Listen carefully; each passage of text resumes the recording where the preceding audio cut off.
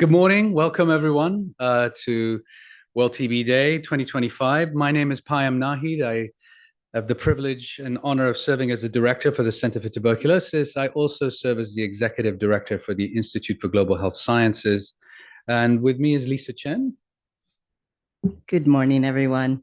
So Lisa Chen from the Curry International TB Center. I'm the PI and the director, and a proud member of the Pulmonary and Critical Care Division of San Francisco General. Welcome. So we gather in a very critical moment, obviously. I think everyone is aware of that. In years past for our World TB Day, we used that moment to raise awareness about what we're doing, why it's important, how we're helping our patients and our communities that are affected by TB. And somehow this year seems a bit even more call to arms, if you will. So the theme of our event this year is strengthening TB programs such that we're breaking down barriers to care. And you'll see that theme throughout the day. The idea is to get the care to the patients and their families where they can access it and make sure that it's of the highest quality. The unprecedented challenges that we face in public health at large do threaten to reverse decades of work. That's not hyperbole. It's a true threat.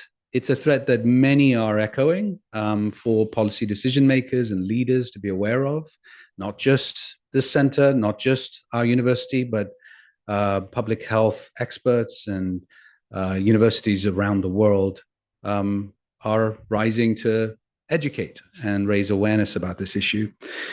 One of the most immediate and alarming events that occurred for us and across the globe was the recent termination of USAID, the U.S. Agency for International Development. And one of the areas in which they invest in, as you know, is tuberculosis.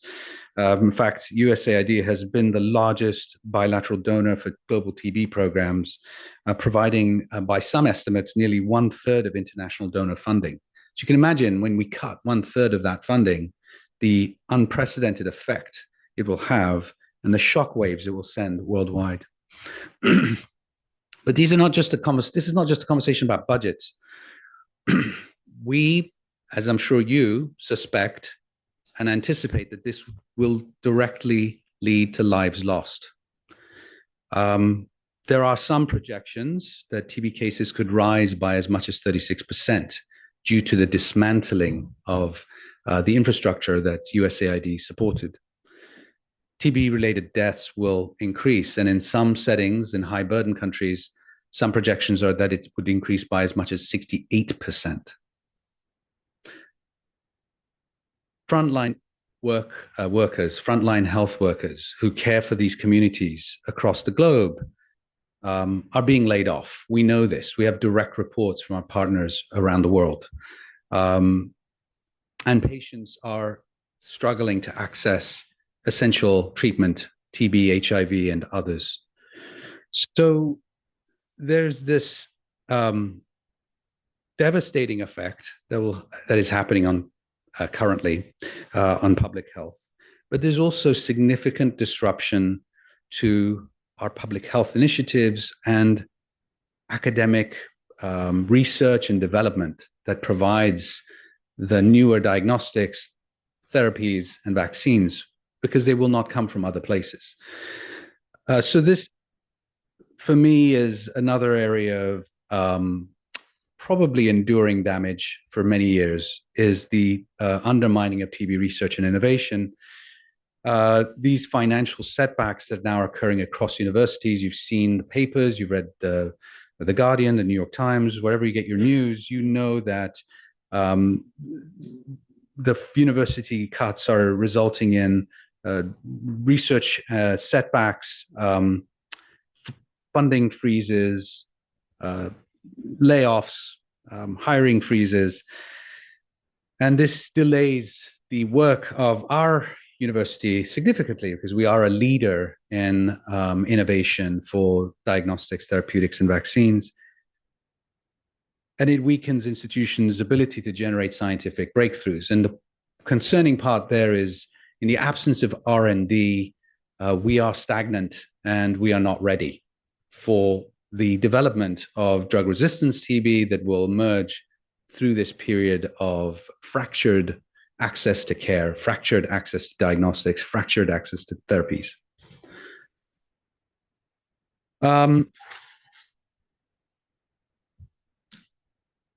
I've got a lot of talking points here, but I'm going to move on because I feel like we should get to the agenda. One of the points that I made recently on the Capitol, I traveled there a couple of weeks ago to meet with congressional staff and congressional officers, both Republican and Democrat, was that this crisis is not an other world crisis. It's ours as well. And reminded them of what Americans experience in tuberculosis. And you'll hear about what local TB program like San Francisco's TB clinic from San Francisco Department of Public Health experiences in the domain of TB and TB HIV and its other comorbidities. Right now, there's an outbreak, as you know, in Kansas and bordering on Missouri. I met with the Kansas Congressional Office and explain to them the work that we do, the research we do, the implementation science activities, therapeutics, diagnostics, modeling. Those all are benefiting the population that it's in their state that's currently dealing with one of the largest TB outbreaks in recent history. And that's not going to be a one-off. There will continue to be exposures, and pathogens know no borders, and that is going to continue to be a risk for us. So I tried to bring it home to them to understand that these decisions, policy framework that the administration has, they have to be aware that they are also risks to our local communities as well. So I think I'll end with saying that our greatest strength is this community that we have. We have an enduring mission around reducing the morbidity, mortality, harm that comes from a completely preventable, completely curable disease that is still the #1 killer from a single pathogen worldwide. And the work ahead is definitely cut out for us. I know you all feel it, but we do have this collaborative community. I'm delighted that we're gathering once a year at least to define our power as a collective and to remind ourselves of what we do today. So let's recommit to strengthen our community, to strengthening our TB research and development, to strengthening how our TB programs can best serve our community, removing the barriers to care. And we will never give up. Thank you very much.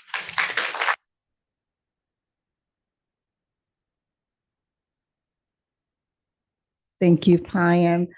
I'm just going to stand up here and add a little something. And it's mostly I want to thank all of you. I want to thank you for showing up. I want to thank you for joining in this event. I think that, as Payam mentioned, it's really the community, the folks in this room that are going to save us. I think that when I heard about the USAID grant or the larger USAID hit, I was together with others at the Union Conference, North American region in Vancouver. So I knew colleagues and friends who had just lost their job in the last 24 hours. And I realized that there was such an importance to being with the people who have values like you, who care. And I think that this conference, this World TB Day, that has grown into the perfect melding of the research community who started it. I think Patrick and Elizabeth were just talking about the handful of people who showed up to day one of the Bay Area research community and how it has grown to include our local, and not just local, all you folks who are online right now, I know that many of you are public health from across the country, not just the Western region, and that it's this melding of the science with the public health alongside our growing survivor community. We inform each other. And that's the beauty of the work we do. And that's the beauty of this conference, is that the science informs what you do when you see a patient in the room with you. The public health folks inform the scientists in this room. I remember the young faces of the TRAC students and others who said, you know, it opened up my eyes to hear San Francisco's clinic come here and tell us the impact of the work that we're doing. It makes it real, it makes it tangible. Right? So it gives us meaning. And so that's what I want to say here. Thank you for coming together as we inform each other. And the work we do has such meaning. It means that you can go home at night and look at yourself in the mirror and know that I do important, vital work. So thank you for being together. Thank you for the work you do. And, you know, we're just going to push on. All right. So we'll push on with the morning. And I think the next person up will be Brian Graham. He's the chief of the Division of Pulmonary and Critical Care at San Francisco General, and he's going to lead off introducing our keynote. I'm Brian Graham, the Division Chief of Pulmonary Critical Care at San Francisco General. I wanted to introduce Dr. Murray. So this is the inaugural Murray Visiting Professorship. Dr. Murray was the first Division Chief of Pulmonary Critical Care at San Francisco General for 23 years. Many in the room know him and met him over many years. I actually only met him once. I came to UCSF in 2019, and Courtney and Phil sort of organized a lunch where I had the chance to meet him. Unfortunately, he passed away shortly thereafter, early in the COVID pandemic. He actually died in 2020 on World TB Day. And so that's his legacy. And so there was subsequently a memorial service on his behalf that was organized by Phil and Courtney in 2023. It was really an amazing opportunity to bring a lot of his trainees and people together. And so they have such a success that Phil and Courtney wanted to have an ongoing event, which is the visiting professorship. And so we're very pleased that today's speaker is the inaugural visiting professor. And so on behalf of the committee that is organizing the visiting professorship. That's Phil, Courtney, Carolyn Hendrickson, Antonio Gomez, George Su, Lisa Chen, Priya Shetty, and Nita Thacker. We wanted to identify a candidate that was really an internationally recognized leader in pulmonary disease, very impactful. And so we're very pleased to have our visiting professor today. And with that, I'll conclude. Phil, and so I'll pass it off to Phil Hopewell. Thank you very much. So I'm very pleased to introduce an old friend as the inaugural John Murray Visiting Professor. Dr. Chikaya has been involved in many areas of pulmonary medicine, but particularly focused on tuberculosis, and I think he's a totally appropriate speaker for this session, as well as for being the visiting professor, the Murray Visiting Professor. Now, I have to say, I've known Chikaya for probably 20 years, and almost every time I see him, he's got his names in a different sequence. Okay? And so it's always a little confusing to know exactly how to introduce him. But nevertheless, I've listed there a number of things that he has been involved in, not all by any means, but to illustrate his credentials for giving this lecture and for being the Murray Visiting Professor. The other thing I ought to say is that the situation recently has been so fluid with regard to barriers to care that he's had to be very nimble and responsive to current circumstances to keep his slides up to date with what's going on. So although Jeannie Fong wanted us to have slides in by 2 weeks before, that didn't happen. And actually, I guess the current version went in last night. So I'll give him credit for being extremely flexible and able to keep up with the changing circumstances in which we find ourselves. So with that, Chakaya.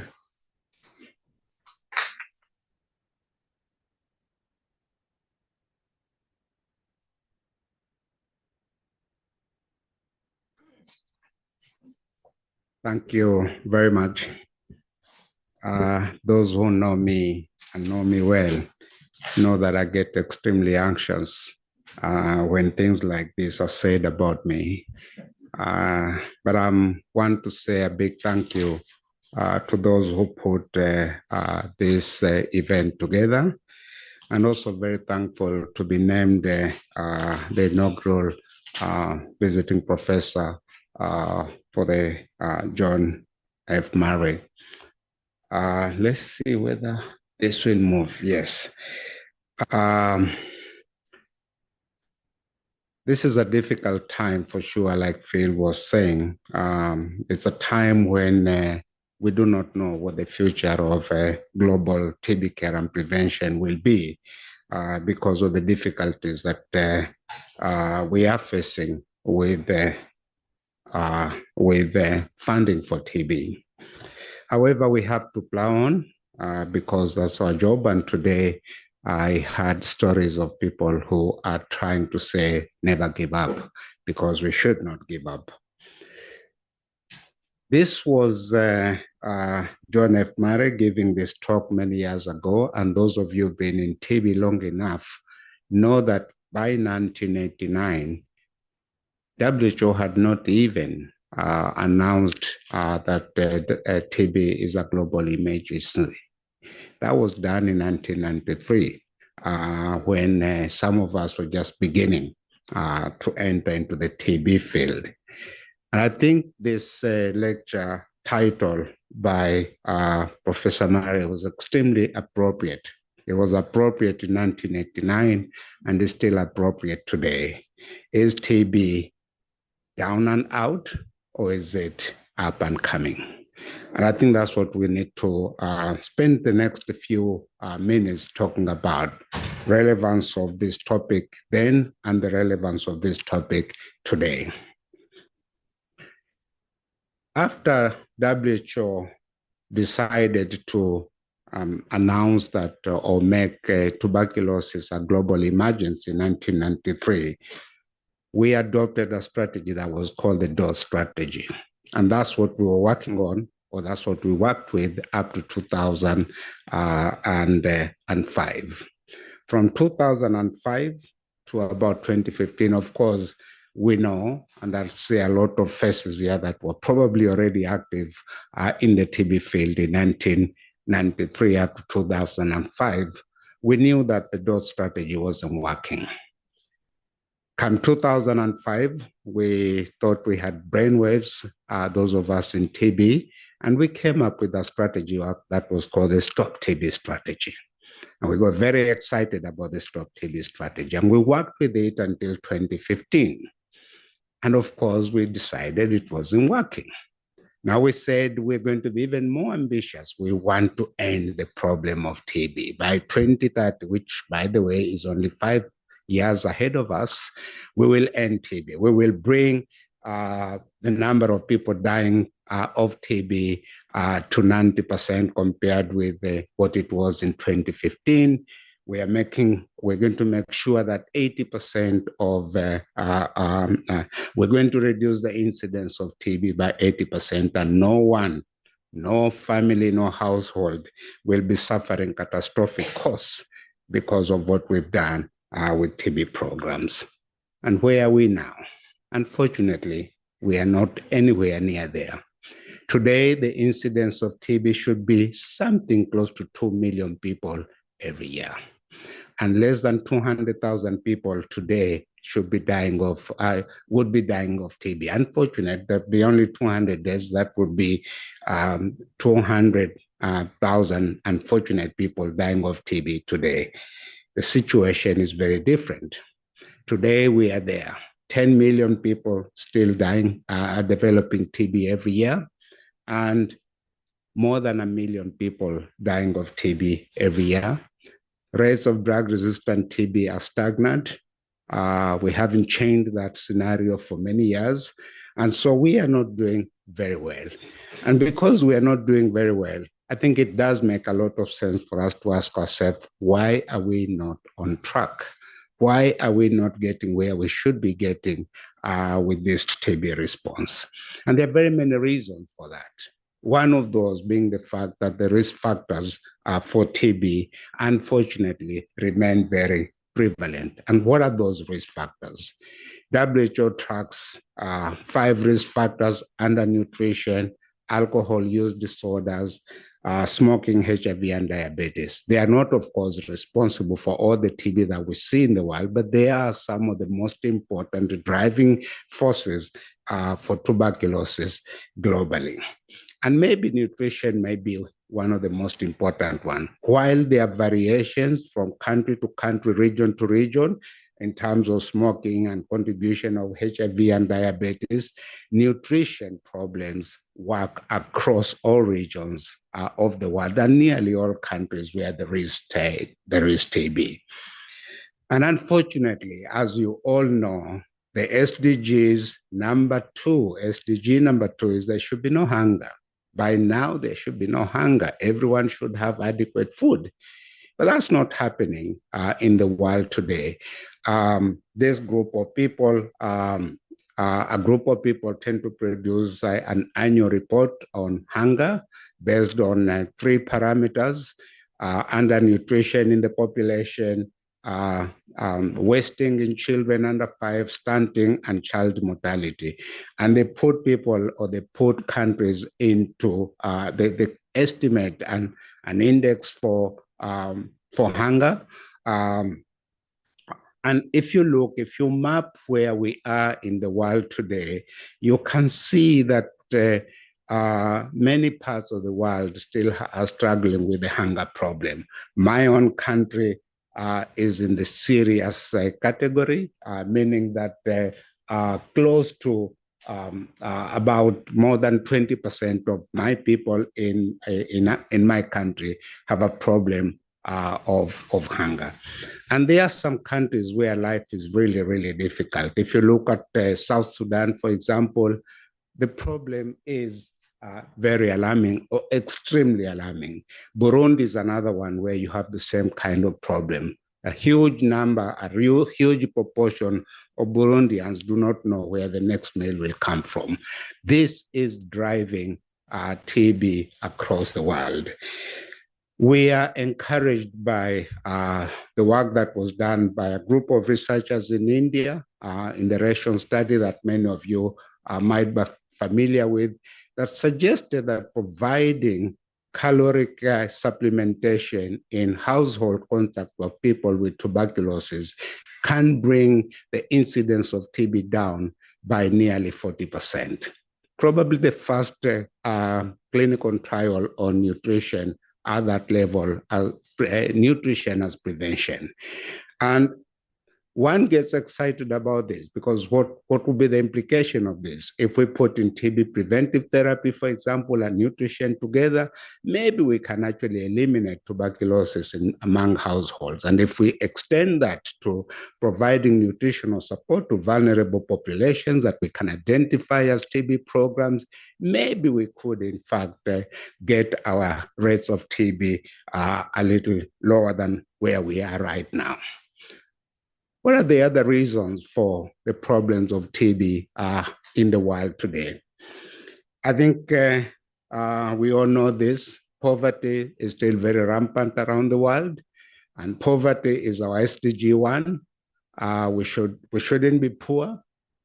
Poverty leads to social deprivation and has contributed to growth of urban slums. So in many parts of the world today, tuberculosis has started to urbanize. In my own country, for example, more than 40, 50, 60% of the TB that we see in Kenya is in urban centers because people come, there's a lot of rural urban migration, people get into slums, have poor access to health services, including TB services, and that creates a very good breeding ground for tuberculosis.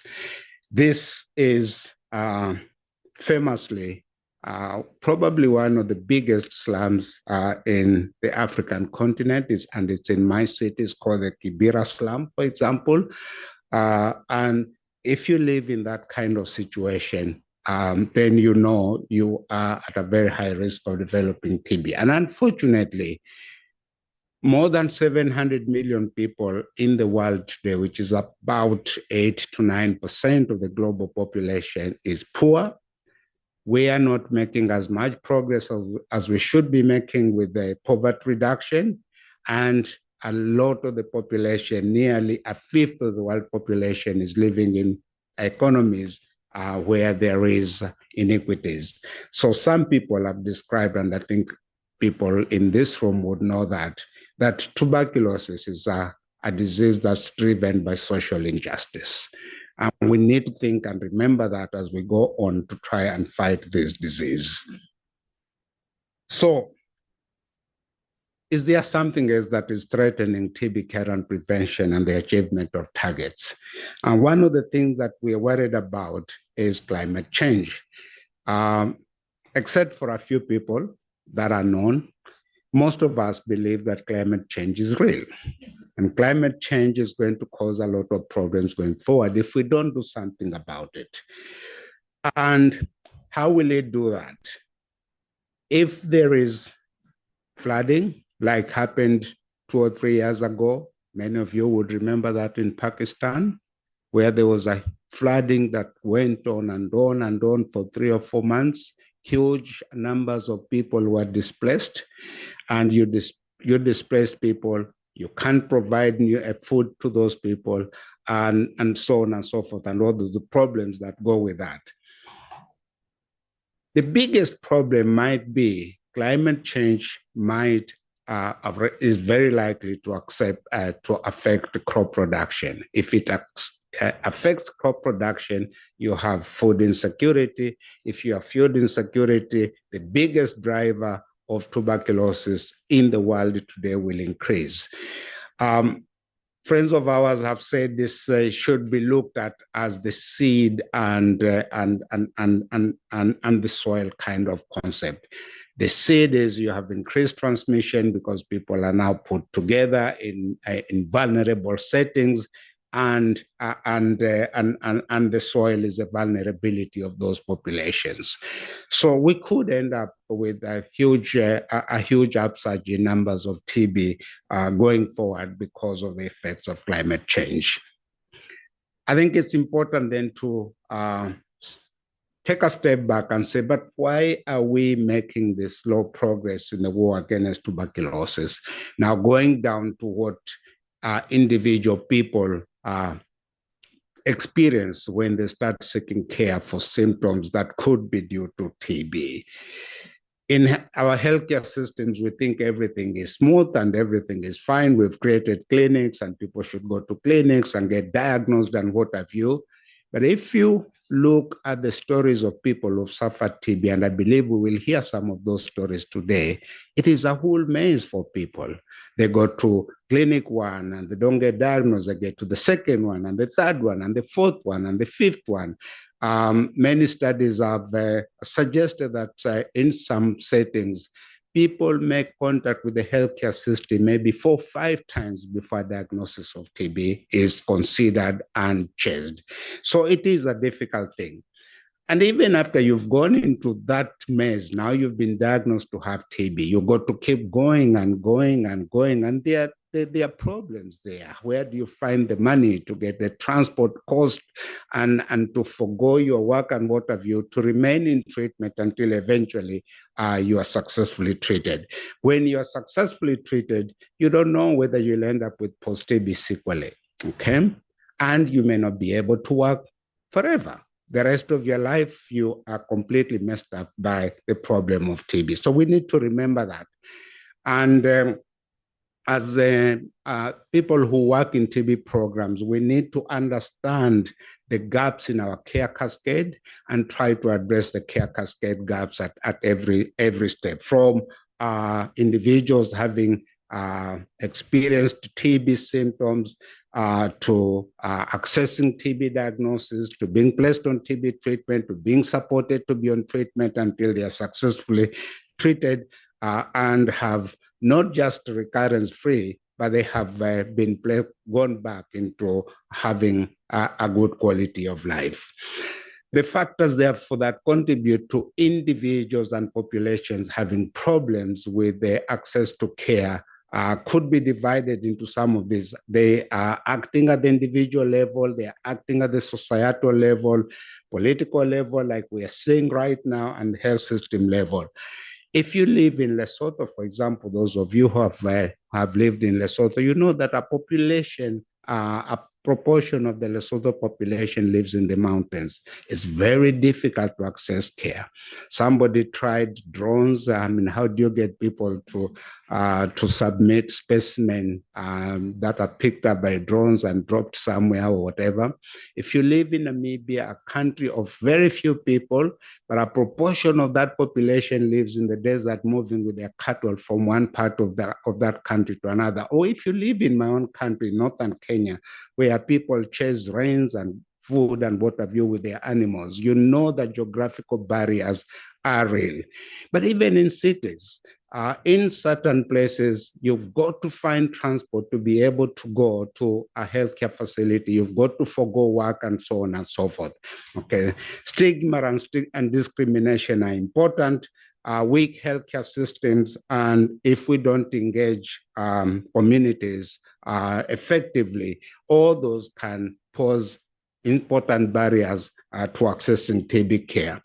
Those barriers are often gendered, so there are differences in the way we respond to disease, whether you are male or female, man or woman. Those things have an impact on how you respond to the problem of TB.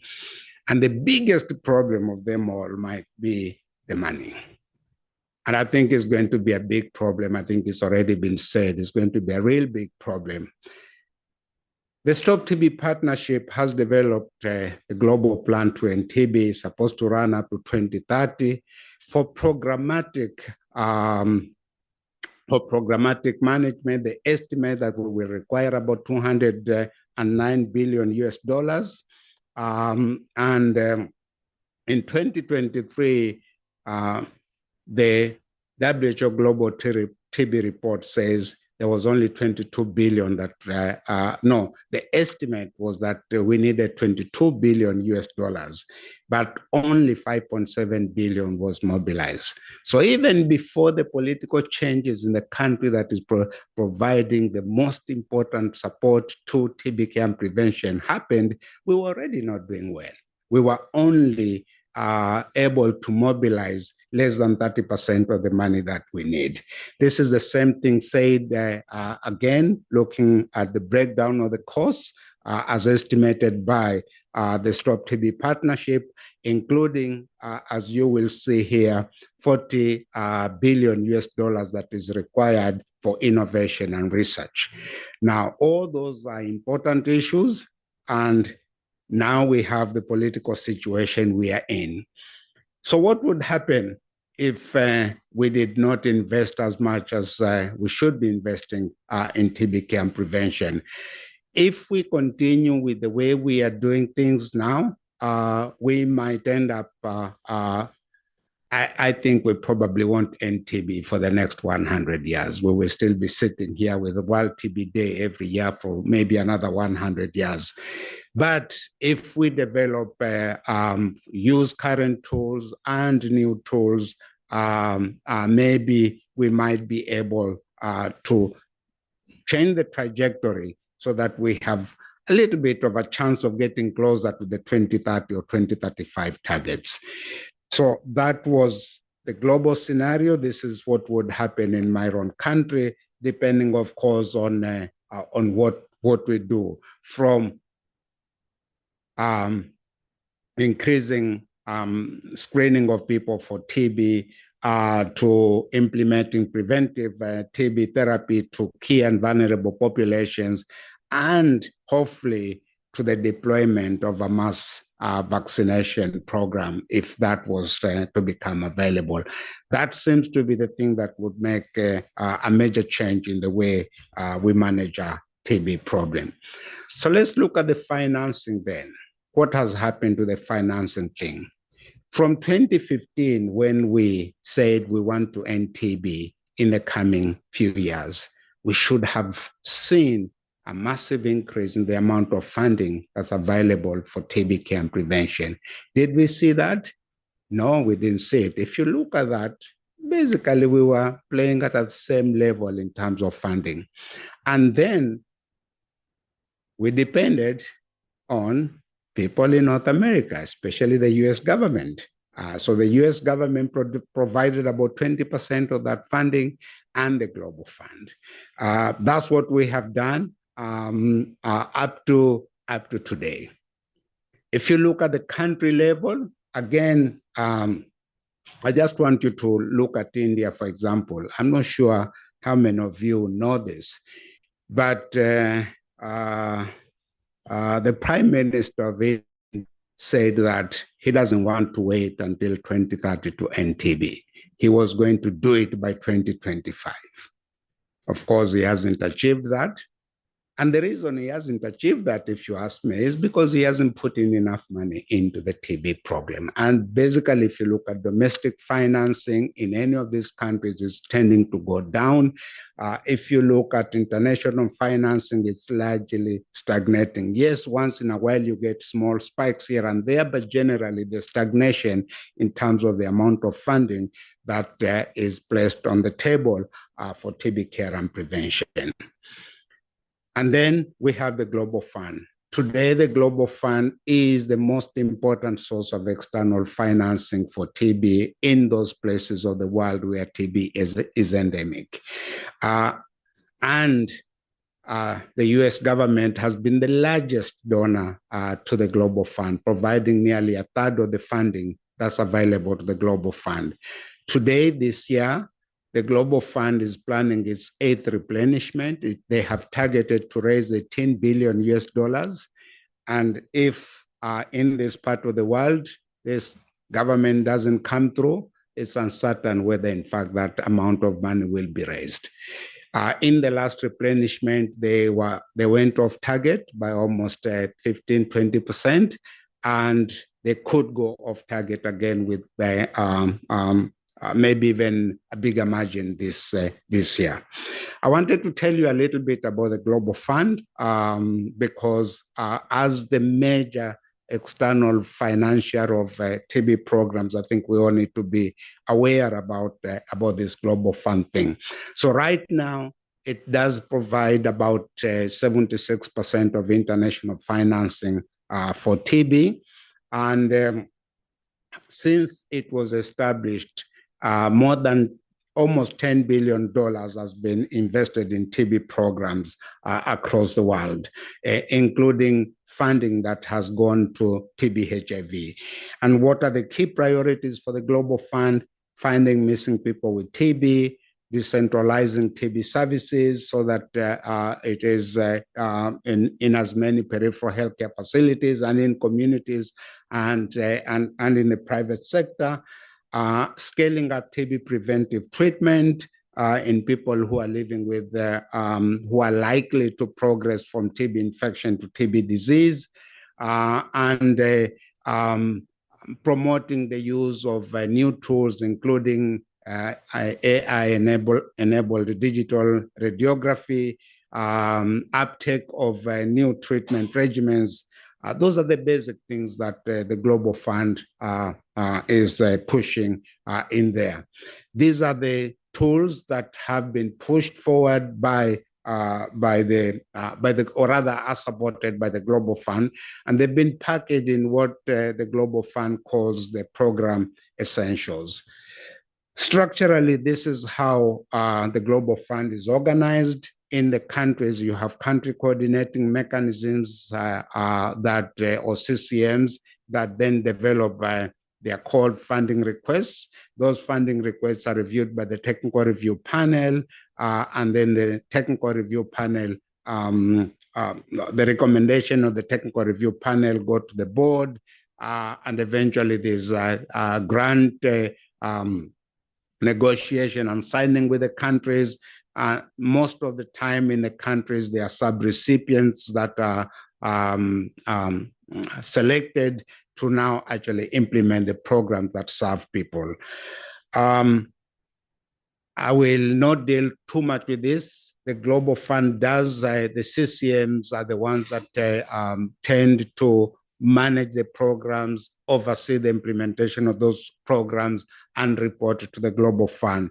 While other Global Fund secretary, they've created, this was created from the early days of the Global Fund, the technical review panel that looks at funding proposals that are coming through from countries and reviews them for technical soundness and strategic focus.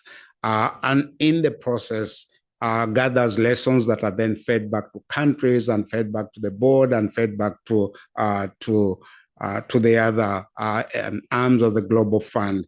The chair of the technical review panel serves as a member of the strategic committee of the Global Fund board. I want to turn on now to what has happened with funding for the United States of America. Like they say, to whom a lot is given, a lot is expected from that person. For some reason, and I hear that this government is God, what is it called? It believes in God.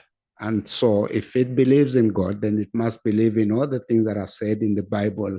And the Bible says, to whom a lot is given, a lot is expected. And therefore, yes, a lot of things happened thanks to Professor Murray and Fran Dumal. Advocacy effort paid off, and USAID started spending money, or rather contributing significantly to TB programs around the world. That has continued until 2024. And then this happened. And now all of us do not know what's going to happen in the world today.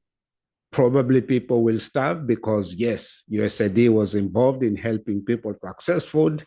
There will be disease because USAID was helping people with the care and treatment of disease.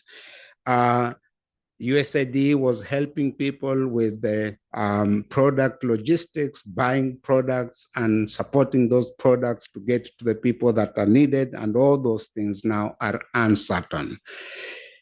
The Stop TB Partnership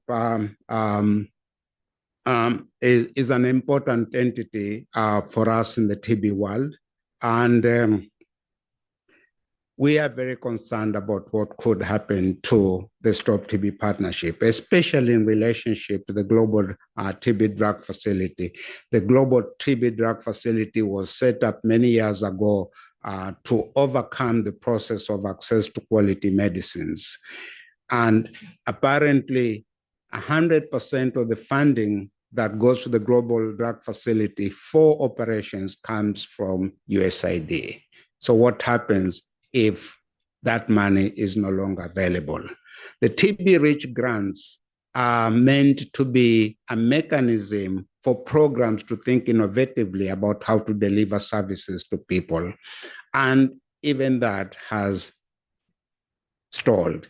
I don't see something on this slide because we were not able to see it. It's called the Civil Society Challenge Fund, where small grants would be given by the Stop TB Partnership to small civil society organizations to support the engagement of communities so that the community responses to TB care and prevention can be ramped up. So we're in big trouble here. And I am told that the United States of America wants to buy these jets for the president. If you compare the amount of money that they will spend on those jets compared to what they would have spent on supporting TB programs, you have a situation there. That amount of money that is going to be used one time to be able to get this just going would have been enough to support the TB programs for the coming 12 or so years. So yes, we know the priorities are different and what have you, and maybe TB is out there and is not in here, and which is not completely true, but we're in big trouble, I think. This is the implication, and I think Payam already mentioned this.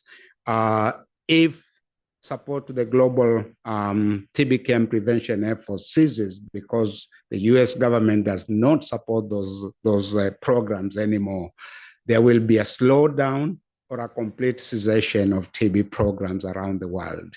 What will that mean? There will be an upsurge, and I think Payam has already given you the figures. There will be an upsurge in TB.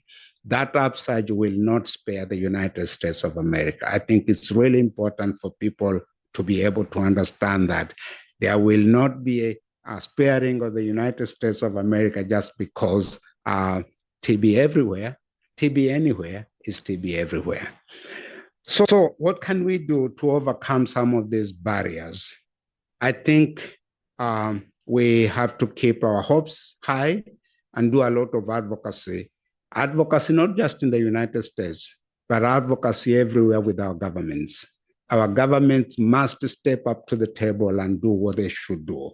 They made commitments. My president signed this declaration on TB 2 times. The first time there was a high-level meeting on TB in 2018, we signed. And the second time it happened in 2023, we signed. And we should be able to see that translating into something at the country level. But there should also be solidarity with all other governments supporting TB responses around the world. We need to think about multi-sectoral action and bring it to reality. The WHO has been trying to push multi-sectoral accountability, as we all know. The only country that I know something seems to be happening is Indonesia, where a national multi-stakeholder thing happens with the president of the of that country being the, I hope they are still doing it, being the one who leads that response. So every ministry at every cabinet meeting has got to say what they have done for TB.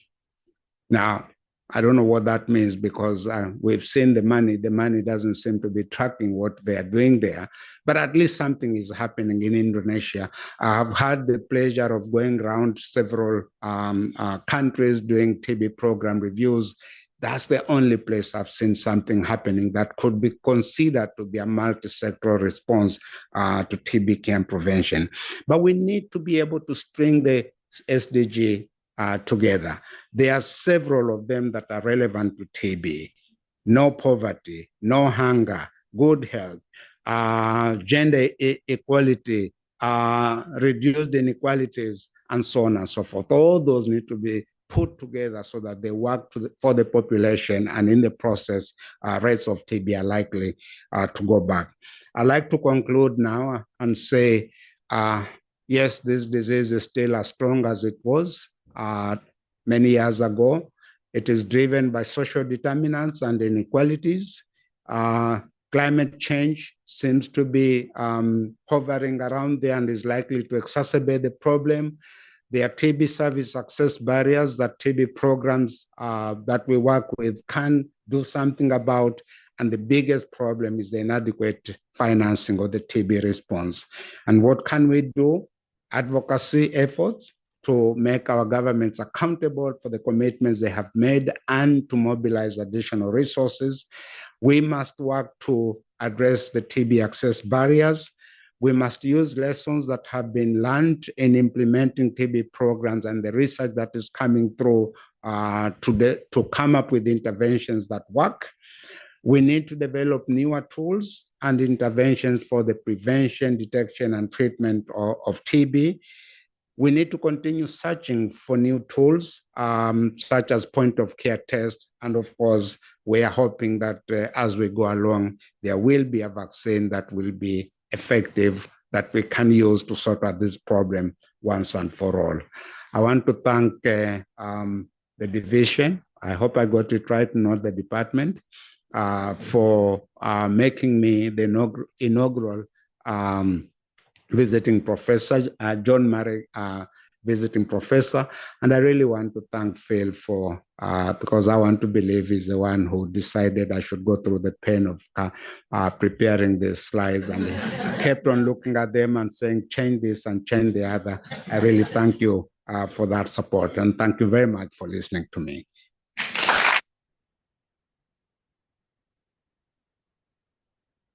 Thank you, Chikaya, for highlighting the ways we can overcome the barriers to TB care.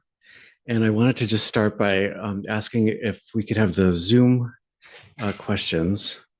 Any of the audience members on Zoom ask their questions. Great. Can you all hear me? We have one question that's come in from Zoom, and just want to also let folks here in the room know that, yeah, we have quite a few participants, 201 online, and they've been sharing their appreciation through various emojis for the talk. So lots of hearts and claps. So thank you, Dr. Chikaya, for the wonderful presentation. A multi-sectoral approach seems to be the intervention that will push the needle further, in addition to increasing access to health services. What has been the hesitancy across programs to increase this collaboration? Could you please repeat that question one more time? Thanks. Yeah, absolutely. Again, a thanks for the presentation. It's noted that there's a multi-sectoral approach seems to be the intervention that will push the needle further, in addition to increasing access to health services. And the question is, what do you think? What has been the hesitancy across programs to increase this collaboration? Thank you for that question. I think it's an important question. My own feeling is that is the approach that's been pursued to make multi-sectoral collaboration happen. So WHO develops what they call the Sectoral Accountability Framework, or MAP, for TB. They take it to countries, but they give it to TB programs. TB programs are a very tiny piece of ministries of health, and they don't have the convening power or whatever that can make these things happen. So we've been arguing with WHO that if multi-sectoral accountability frameworks are to work, the target should not be the ministerial level, it should be somewhere higher. And if it happens, then it would make a big difference. Like I said, I gave the example of Indonesia, where the president of that country, at least by the time we were doing the TB program review there in 2022, I believe, it looked like it's going to work. But in many countries, it is the TB programs who call, Minister of Agriculture, some small fellow in the Minister of Agriculture and other people, and it's not really funded. The Global Fund doesn't fund it, and so nothing much has happened. Great, thank you. Go with the next one. Okay, one other question along the same vein is, are there any countries that have done it right, where the example has been set for how to address TB?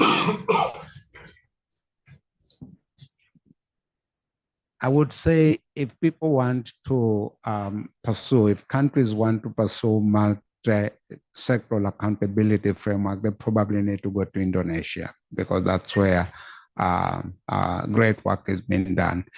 The Indonesian Minister for Health is a very, very pro-TB person. And because he has to answer to his president every week or every other week about what they are doing for TB. And so it seems to be working there. We hope that at the end of it all, the financing will follow through.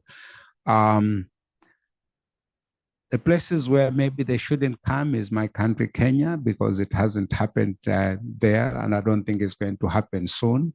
But having said that, there are countries that I know of where TB programs have attempted to implement multi-sectoral accountability frameworks. Sri Lanka comes to mind, where the TB program, with the support of higher people in the Ministry of Health, has managed to bring technical people, the only technical people that come together every 3 months to discuss the TB response from different perspectives. So the Ministry of Education is there, and they have defined what the Ministry of Education should do. The Ministry of Agriculture is there, the guys who deal with prisons and the justice system. And it's a very elaborate mechanism, and it seems to work. They are not high-level people who come to those meetings, but at least something is happening in Sri Lanka that gives me hope that, in fact, multi-sectoral accountability framework can be made to work if there is a will to make it happen. How about one more Zoom question, and then we'll give our audience members in person a chance. Great, thank you. Yeah, we do have one more from former colleague, Lisa Pascapello. Thank you, Lisa, for the question. So she says, recognizing the underlying risks for TB, for example, malnutrition, have TB programs considered addressing, together with other broader programs, malnutrition together?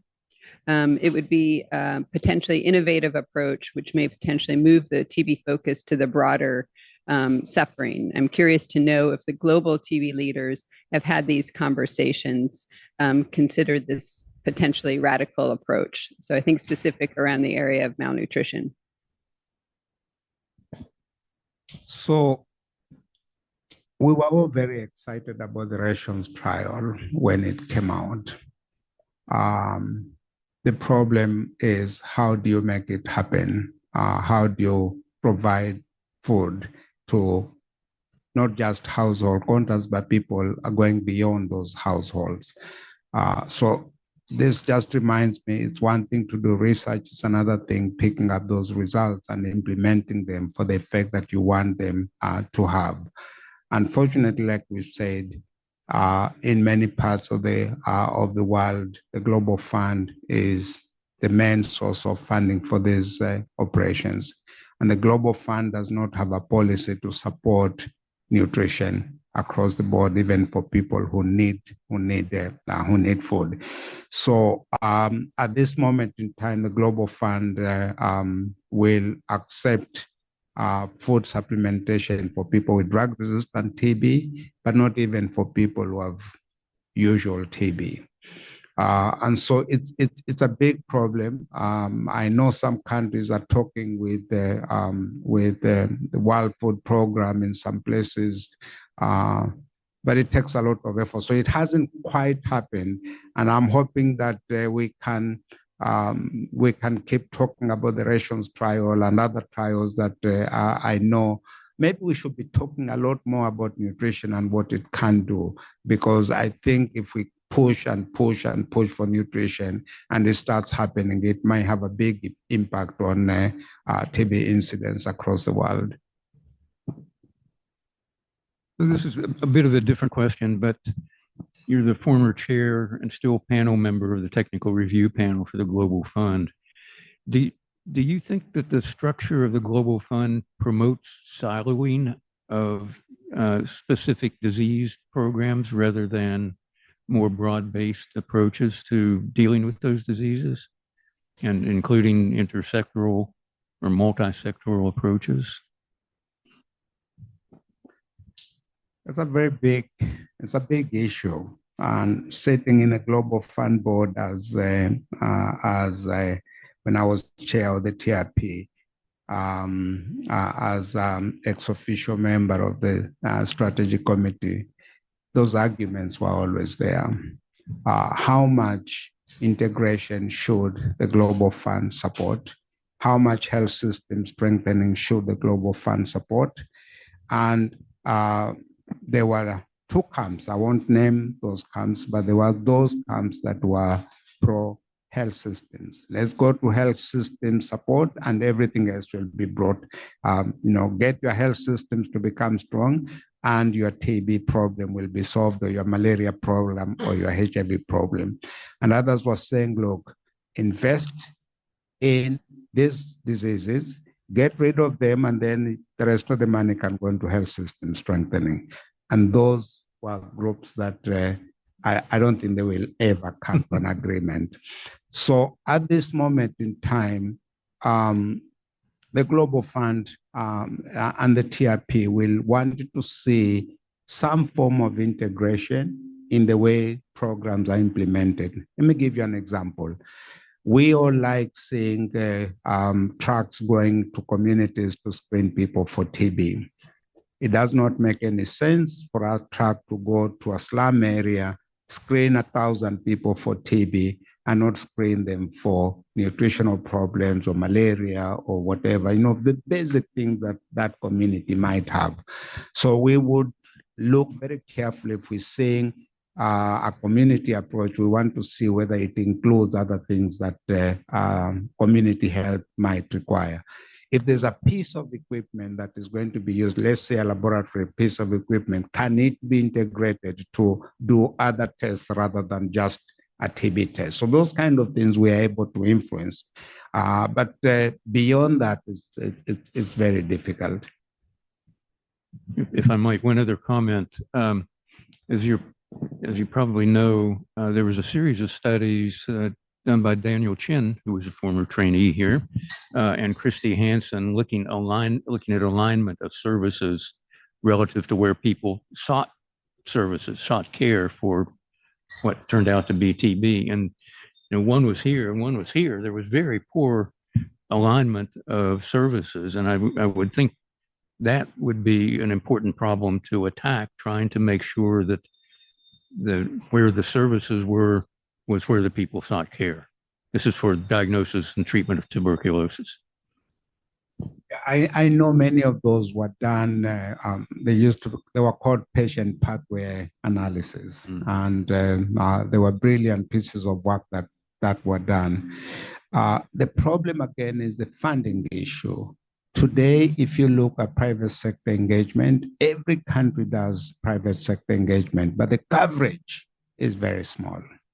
10% of GPs or 10% of private hospitals or 20%, we never are able to do as much as one would want to do. So we know it works, but the funding is so limited.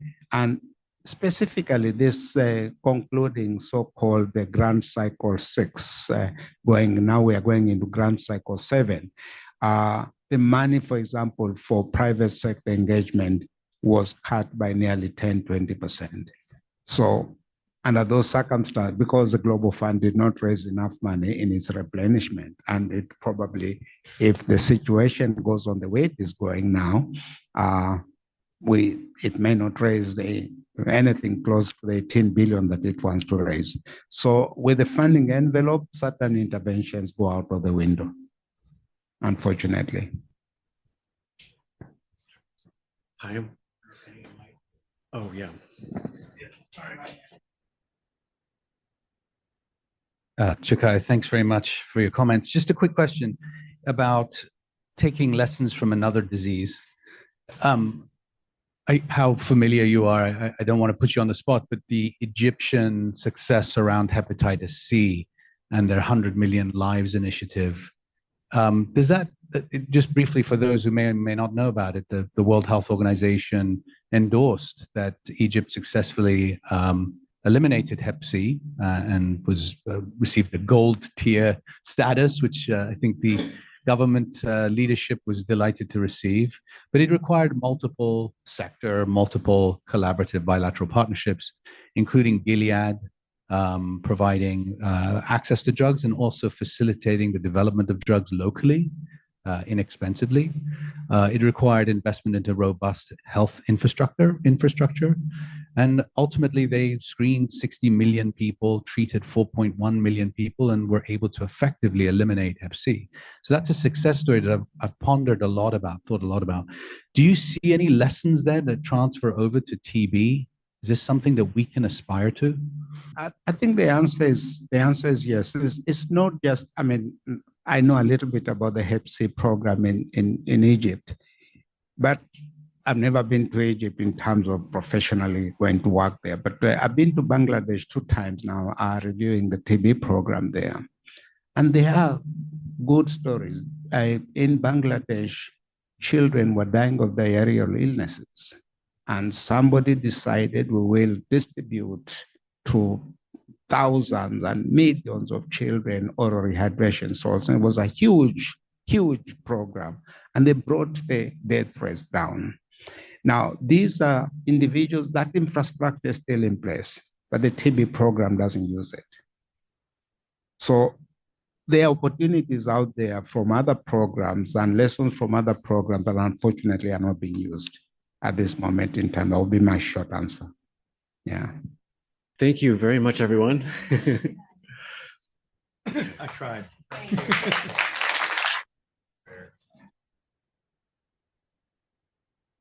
All right, welcome back, everyone. Hope you enjoyed your break. We're going to transition from that fantastic keynote talk from Chikaya to our first scientific talk, session 1, presenting early stage investigators, the next generation of researchers tackling TB. My name is Elizabeth Fair, and I was asked to introduce this section quickly by talking a little bit about the foundational programs we have in supporting mentors here in the Bay Area, UCSF and UC Berkeley, in terms of mentorship and training programs. Let me see if... So very quickly, the investment in early stage investigators is really supported through the UCSF Center for Tuberculosis with 2 foundational NIH awards that we've had since 2020. The first is the Tuberculosis Research Advancement Centers. Hopefully you've all heard this, the TRACs. This is funded by NIH, NIAID through a P30 grants that are center grants dedicated to TB. There's 6 of these tracks across the country. You can see in the bottom here, these are the logos of the other, of all 6 tracks. And really the focus is investing in the next generation of TB scientists, both early stage investigators and those investigators new to tuberculosis. This session, as you will see, has early stage investigators from other tracks also presenting. So there's a focus also on promoting interdisciplinary science and also inter-track collaboration and programming.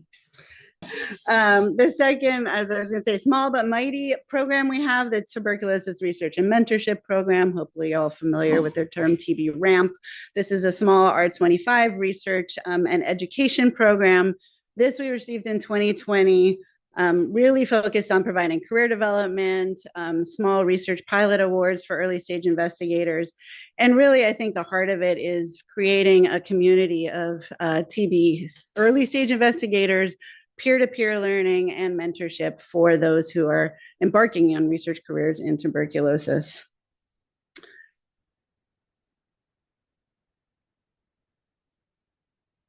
This is my favorite slide.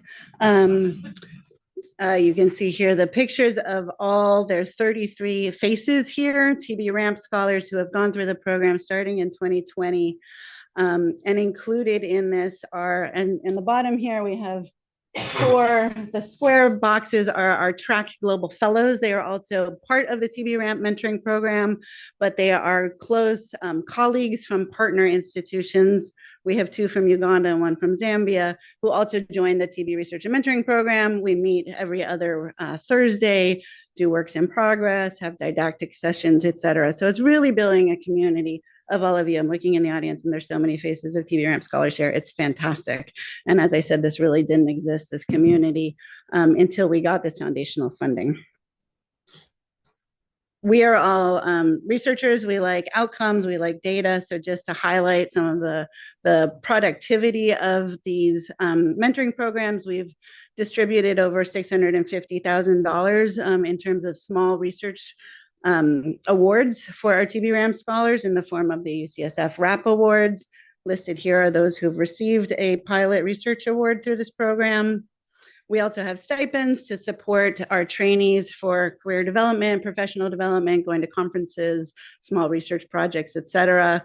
We also, through the UC TRAC Basic Science Corps, offer an accelerator award and have distributed $70,000 to early stage investigators and those new to TB for to support work in BSL 3 for basic science research projects. Here's another highlight of the achievements and productivity of our early stage investigators. While in the program, as I said earlier, 15 pilot awards were distributed, and our scholars have made amazing progress in terms of getting NIHK awards, R01 awards, R21 awards, other grants, as well as been very prolific in publications. So it's exciting to see the amount of work that these early stage investigators have embarked on. And notably, 8 have progressed, had academic promotions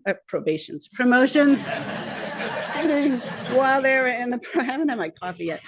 While they were in the program, often going from postdoc to assistant professor. So that's something in terms of building this TB community has been incredibly rewarding and exciting to see. Lastly, we really can't talk about mentoring the early stage investigators without talking about the mentors. So I just wanted to thank everyone pictured on this slide who come to the works in progress, who come to didactic sessions, who really build this community for the early stage investigators and the mentoring team and the staff who support this program. So with that, talking about mentorship is my segue into presenting the Hopewell Mentorship Award, the 2nd annual Mentorship Award. As you can recall, last year, this was given to Dr. Aditya Kadamanchi. I want to highlight because he's actually here in person this year. So welcome, Aditya, and congratulations. I'd like to invite Payam up to the stage to do this with me, but I will start by reading what this is about. So we are representing the leadership of the UCSF Center for TB and delighted to announce the winner of the Hopewell Mentorship Award. This award is presented by the UCSF Center for TB in honor of Dr. Philip Hopewell and in recognition of dedication to mentorship in the tuberculosis field. A unique feature of this award is that nominations came from early stage investigators. So this award recognizes Phil's remarkable mentorship of several generations of TB experts within UCSF and globally. You see this picture, there's our keynote speaker with Phil, not really mentorship, but, and honors an individual in the same spirit of generous and exceptional mentorship. Phil, I think you've heard from today, he needs no further introduction in this community. Payam and I, along with so many of you, have had the privilege of being lifelong mentees of Phil. And I think it's safe to say his mentorship really shaped us as researchers, as professionals, and as human beings. So I'm going to pass it to Payam to unveil. Thanks, Elizabeth. Yeah. Those of you who were here last year, you might recall the telephone call to Aditya. Where were you? Were you in India? You were in Geneva, right? And it was like the Nobel Prize. Completely took him by surprise. There's a recipient now. Oh, the recipient doesn't know. So it's again a surprise. Great. Just to put a sort of a cap on what Elizabeth was describing, the Hopewell Phil Mentorship Award is selected by the early stage investigators. That's why it's so special. It's not the committee of leadership or not. It's the people who are really impacted. And I, as a mentee of Phil, for which I frequently apologize. So do I. Yeah. So it's mutual respect.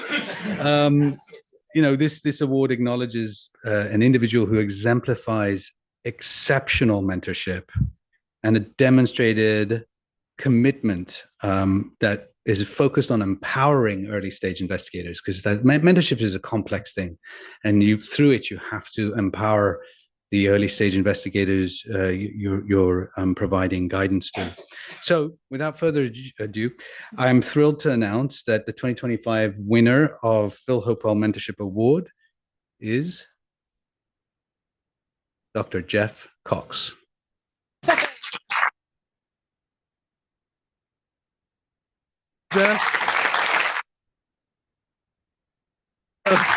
Jeff Cox is the CH Chair of Biochemistry and Molecular Endocrinology.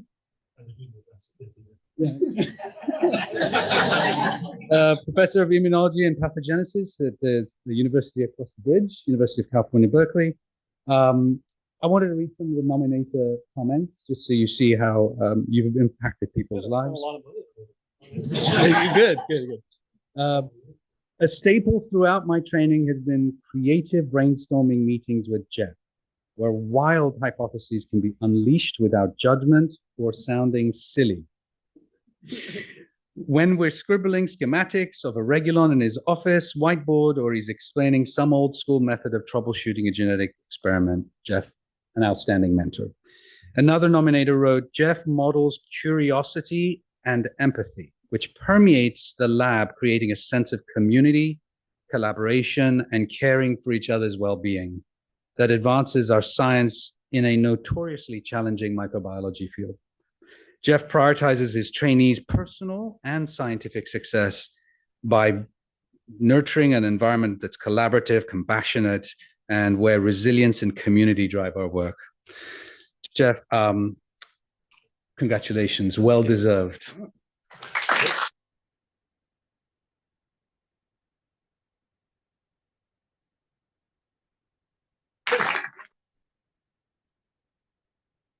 Phil, that was you. Turns out the legend is here, so. No, you wouldn't.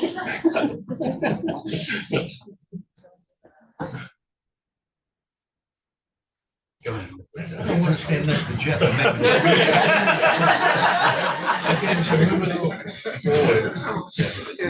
Come forward. Light. Oh, yeah.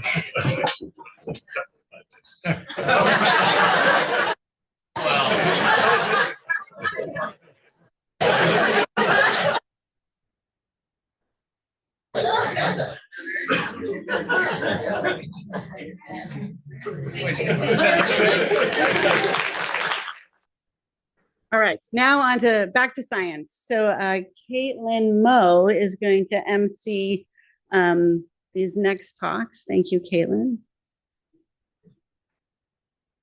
Hey everyone, my name is Caitlin. I'm a postdoc in Aditya's lab, and I'm wearing a few hats today.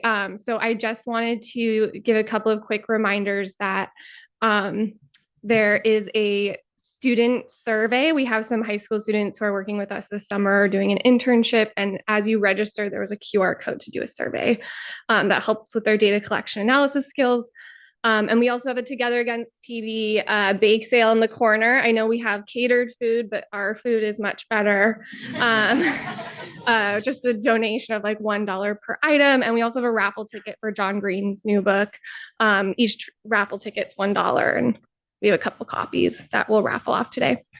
But more importantly, I wanted to introduce our early stage investigators for this session. The first person is Dr. Keyvan Zenabadi.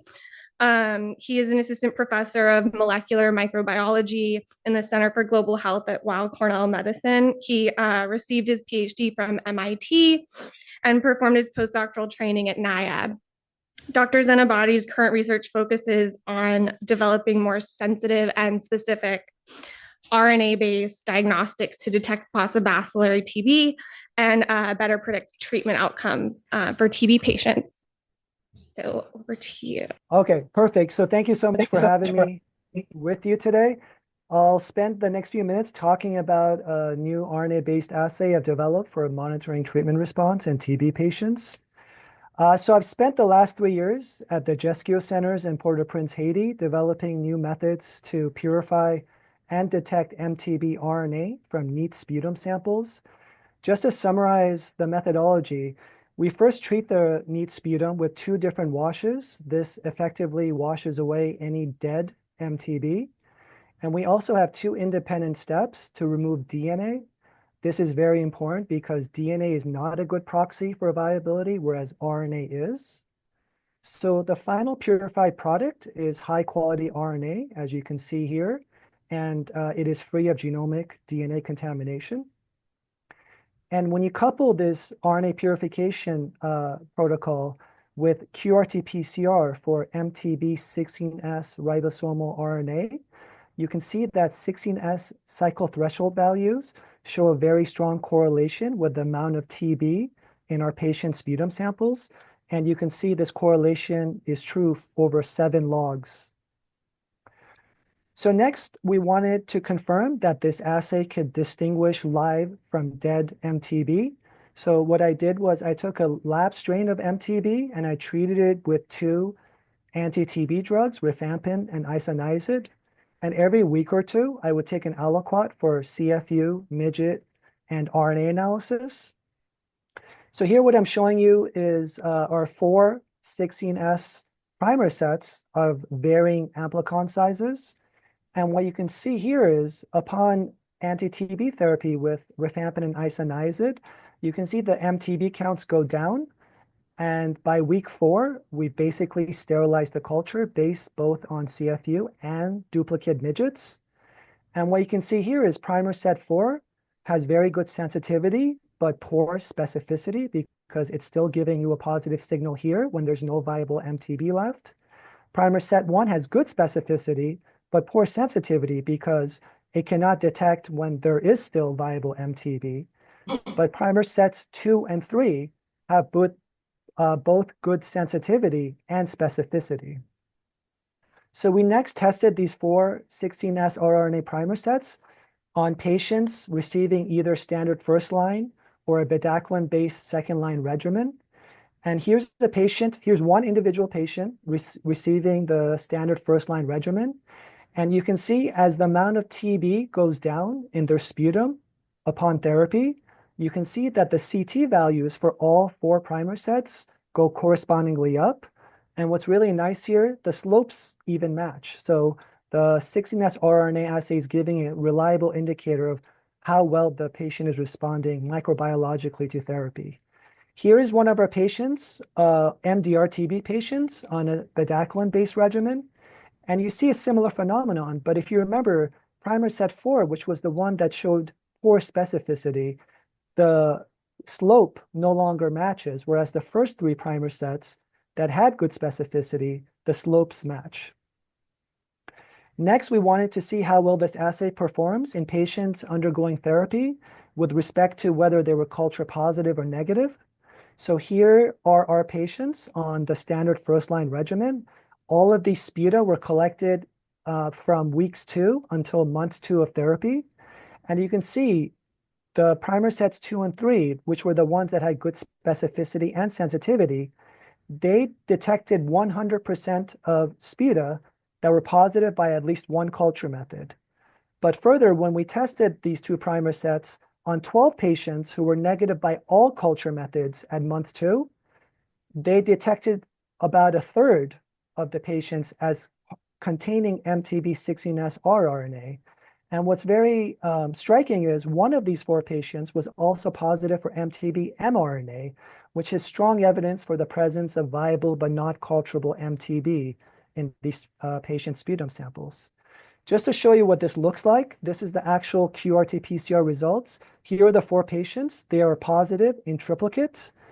But what's interesting is as soon as we remove reverse transcriptase from the qPCR reaction, they are no longer positive. This is definitive proof that we're amplifying RNA and not DNA. And just to further show you what this looks like, here are those same 4 patients. You can see they're clearly positive. And here I'm showing you every single negative patient, and you can see the negatives are clearly negative. So we repeated this on our MDR-TB cohort that were taking a 20-month regimen. And from these patients, we had sputum by month 6 of therapy. Here we had 15 patients, and they were all culture negative, again, meaning they were negative by all culture methods. But again, those same 2 primer sets detected up to 20% of patients at month 6 were harboring MTB16S rRNA. So it really begs the question, had these patients stopped therapy at month 6 because they took an additional 14 months of therapy, had they stopped at month 6, are these the patients that would have experienced negative outcomes? So what are the uses for this new assay? So first and foremost, for detecting TB in difficult to diagnose patients, such as children or HIV positive individuals, but further for identifying individuals with asymptomatic TB, which has been a hot topic in TB research. This is mainly because 16S is present in the thousands of copies per MTB cell, whereas traditional DNA-based targets are present in single to tens of copies per cell. And I've already mentioned for predicting treatment outcomes, for example, using it late in therapy when patients are otherwise culture negative, can we identify the 5 to 10% of patients that we know are going to experience treatment failure or relapse?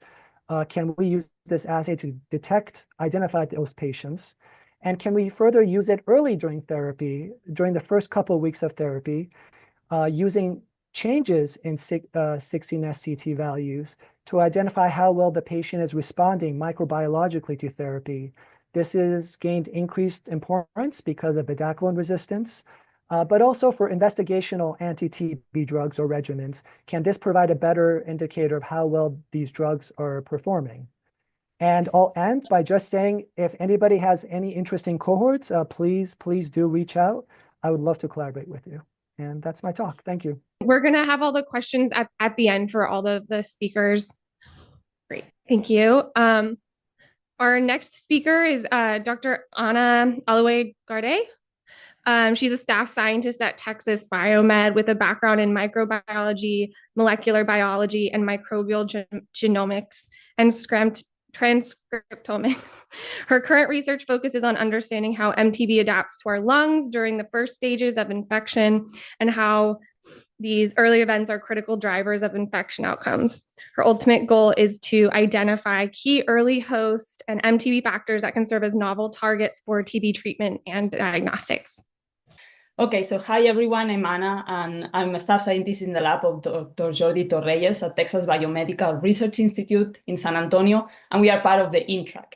So today I'm going to talk a little bit have a little summary of what we do in the lab, specifically on defining the role of the lung environment in the early events of MTB infection. So once we are infected with MTB, we inhale MTB, and then it gets to the alveolar sac, where we will find alveolar type 1 epithelial cells, as well as alveolar type 2 and several immune cells. So alveolar type epithelial cells too actually produce and recycle the lung mucosa, which recovers or covers the lung epithelium. So when MTB enters the alveolar space, it first will get in contact with this lung mucosa, and then even before encountering host cells. So the lung mucosa, the aqueous phase of the lung mucosa is called alveolar lining fluid, or ALF, as you can see here in this picture. And then it contains hydrolytic enzymes, antimicrobial proteins, and different other innate immune modulators. And so in the lab, we have previously shown that contact of MTB with this ALF environment actually modifies the cell envelope of MTB, and this influences the way MTB interacts with host cells such as macrophages or neutrophils, and ultimately leads to better control of the infection and less tissue damage. So our overall hypothesis, sorry about that, the overall hypothesis we have is that these MTB changes in the very first stages of infection, even before encountering cells, will determine infection outcomes. But there's always two sides of the story, right? So on one side, we are interested in understanding how the status of the host environment makes these changes in MTB or impacts changes in MTB.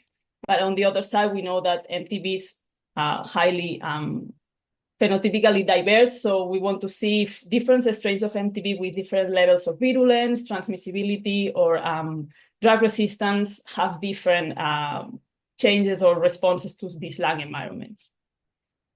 So regarding the host, if we look at the host, we are interested to understand why certain human populations are more or less susceptible to TB.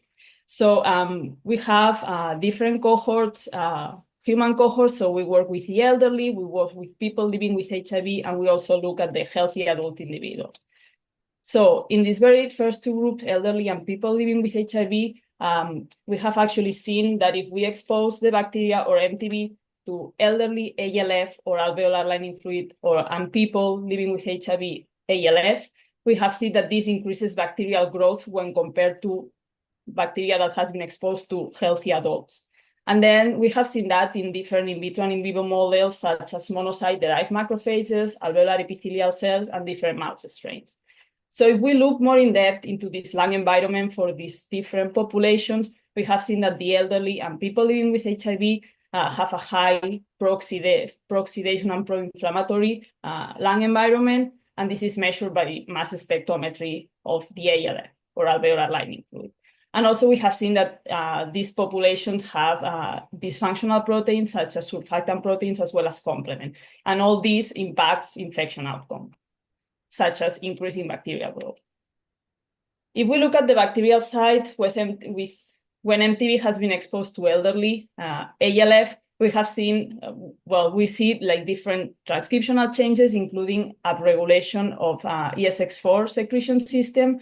And you can see here in this schema how MTB exposed to elderly ALF has upregulation of these different ESX4 associated genes, and ESX4 is part of the secretion systems in MTB, which are associated with virulence and then evasion of the immune response. On the other hand, if we look at in the healthy adult individuals or the healthy adult population, we also see that there's a range of susceptibility to MTB. So if we expose MTB to, and each of these bars represents a different ALF donor. So if we expose MTB to these ALF donors, we have seen that, and then infect macrophages and calculate growth rate, we see like a wide range of growth. So if we look at the two extremes, we have extreme with MTB that promotes, so exposure to ALF from this group of donors promotes lower bacterial growth compared to this group of donors that promotes higher bacterial growth. And we have called those low growth or low ALF versus high growth or high ALF. And this difference in growth rate is significant. So if we look what happens in the bacteria when we expose to this low or high, we have seen, and this is just a Venn diagram showing differentially expressed genes that are shared between both groups or that are unique to each of these groups. So we see that high ALF actually has a lot of genes that are related with active metabolism compared to the ones that promote low growth that have downregulation of metabolic genes, but high persistence or genes associated with persistence. And then finally, we have also seen, we have also looked at different strains of MTB, how they respond to the lung environment. And these are different strains with different virulence levels and different drug-resistant levels. And we can actually see that there's a lot of variation in expression levels. And I'm not going to go into detail, but there's several genes associated with oxidative stress, ESX4 systems, drug resistance, and other lipid metabolism and other pathways. So finally, for my last slide, I just want to highlight different research priorities on tuberculosis research that we are kind of actively pursuing in the lab. So on one side, we are trying to identify host and bacterial determinants to develop novel therapeutics. We are also trying to focus on reducing TB burden in susceptible populations. As I have mentioned, we work with elderly and people living with HIV, trying to understand the mechanisms behind susceptibility in these populations. We also want to increase our understanding of pathogenesis of TB. And then, as an example, we are interested in understanding the difference in cell envelope composition between drug-susceptible and drug-resistant strains and how they interact differently with alveolar cells. And then finally, we also want to improve point-of-contact diagnostics for drug resistance. And this is an example of a culture-based color plate, second generation, where the first well is drug susceptible, and then we have drugs in each of these other wells, so we can culture and determine if this strain is susceptible to a specific drugs or not. And I think that's all. Thank you for listening, and I guess I can answer questions in the Q&A session. Very much. yeah, we'll have questions again at the end of the session for all the speakers. Our next speaker is Dr. Lisa Marie Kramer. Dr. Kramer trained at Johns Hopkins and the University of Washington and is currently a faculty member at Emory University in the Division of Pediatric Infectious Disease. She conducts translational research on maternal and infant TB and is currently leading development of a TB vaccine trial among children living with HIV. Hi, everyone. Can you hear me okay? Okay, great. So our research group, I'm from the Emory, Georgia TRAC, and our research group looks at early detection and prevention in mothers and children affected by HIV. 3 broad areas that we evaluate include identifying TB infection and disease, evaluating the effect of maternal breast milk on infant TB immunity, and conducting TB vaccine trials in both children and mothers. So for our first area of work, we are working to enhance detection of early TB infection among infants in South Africa and India, using multiplex detection of Th1 and Th17 cytokines from IGRA supernames. We've found 6-fold higher rates of TB sensitization at 1 year of life. TB-specific release of GM-CSF, IL-2, IL-17, and TNF, in addition to interferon gamma, demonstrate that the reservoir of TB infection among infants may be much greater than previously understood, which is significant given the rapid progression from infection disease in this young age group. In addition, we are evaluating the use of TB-specific antibodies to detect TB disease among children living with HIV in Kenya. We have found higher levels of ESAT6 CFP10 IgA among children with TB compared to children without TB who are living with HIV. And among the children with TB who were treated, IgA levels decreased over the time of treatment and could signify a kind of a future biomarker of TB treatment response. Secondly, we're working to understand the effect of maternal breast milk on TB immunity. Among our cohort of Indian and South African infants, we found that exclusive breastfeeding was protective against incident TB infection by IGRA or other cytokine detection. And we are currently working to characterize TB-specific antibodies in breast milk of mothers with and without HIV. We found that PBD-specific IgA levels are lower among women living with HIV, which may explain a higher incidence of TB infection among exposed babies. And we've also found functional antibodies, the neutrophil phagocytosis, ADNP antibodies specific to PBD, decline rapidly in breast milk over time in the postpartum period from 6 to 12 weeks postpartum. Third, I'm leading a TB vaccine trial in pre-adolescents living with HIV to evaluate the safety and immunogenicity of the protein subunit vaccine ID93 GLASE among children 9 to 14 years of age with and without HIV. This is a target age group for TB vaccine rollout, and yet this age group is not well represented in current TB vaccine trials. For our future directions for identifying TB infection and disease, we are evaluating multi-parameter cytokine and antibody signatures to inform point-of-care assay development. We are currently in a multi-center cohort evaluating breast milk antibody features that are associated with incident infant TB infection. And lastly, we're working in collaboration with the WHO to build a consensus statement on the inclusion of pregnant and breastfeeding women in future TB vaccine trial design with the hopes of conducting trials in this population as well. Thank you so much for listening, and happy to answer questions. We'll have questions at the end. Our next speakers from the C-TRAC in Seattle. Dr. Benjamin Gurn is a pediatric infectious disease physician scientist, principal investigator at Seattle Children's Research Institute, and an assistant professor of pediatrics at the University of Washington. He went to medical school at the University of Wisconsin, pediatric residency at Oregon Health and Science University, and did his fellowship and postdoc with Kevin Erdahl and Michael Gerner at Seattle Children's. His lab studies spatially resolved host pathogen interactions during TB. Thanks so much, and I'm really grateful for the opportunity to talk and share my research with this audience. I'll talk a little bit on the more basic science end of the spectrum with some, and hopefully tell you a story with some translational implications. So we're all here because tuberculosis is a global health emergency, and this is really best demonstrated by the greater than 1 million deaths that TB causes annually. But I think it's also important to note that the complications from the lung destruction, which occur after TB disease has been treated, or post-TB lung disease, also result in morbidity that's almost equal to that of the disease itself. So this causes a loss of 58 million years of full health per year. And these complications result from the cell death or necrosis within structures called granulomas, which are the epicenter of TB in the lung, and then the resulting lung damage during infection that persists even after a successful treatment.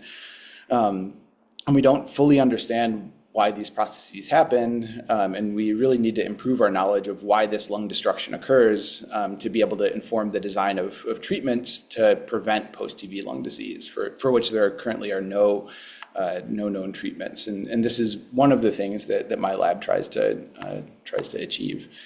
So in these efforts, we and many others have found that an immune cell type called neutrophils, shown in yellow here, are closely associated with this granuloma necrosis and tissue destruction. This is in animal models and in patients as well. And so neutrophils are an immune cell type that rapidly respond to and clear infections, but in the right context, they can also drive pathology if these responses get out of control. So we wondered whether this was happening in the context of TB. So we used this mouse model of granuloma necrosis and took away their neutrophils during infection using antibody depletion.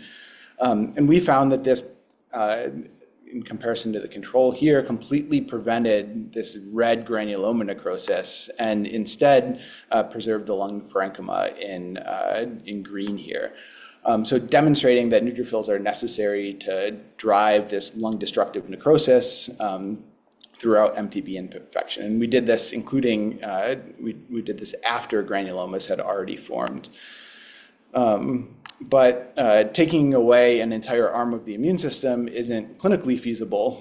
So to better target our approach, we've identified a key chemoattractant molecule, here CXCL2 in mice, that's responsible for neutrophil-driven damage. And we've tested a drug inhibitor that prevents the recognition of this molecule that calls neutrophils to sites of infection. To see if it improves disease outcomes. And we found that this inhibitor, which is currently in clinical trials for other indications, gives a dramatic reduction in lung destruction, even when given as monotherapy at a mature time point. So we see a large decrease in these pink areas of necrosis here, and a decrease in infection burden too.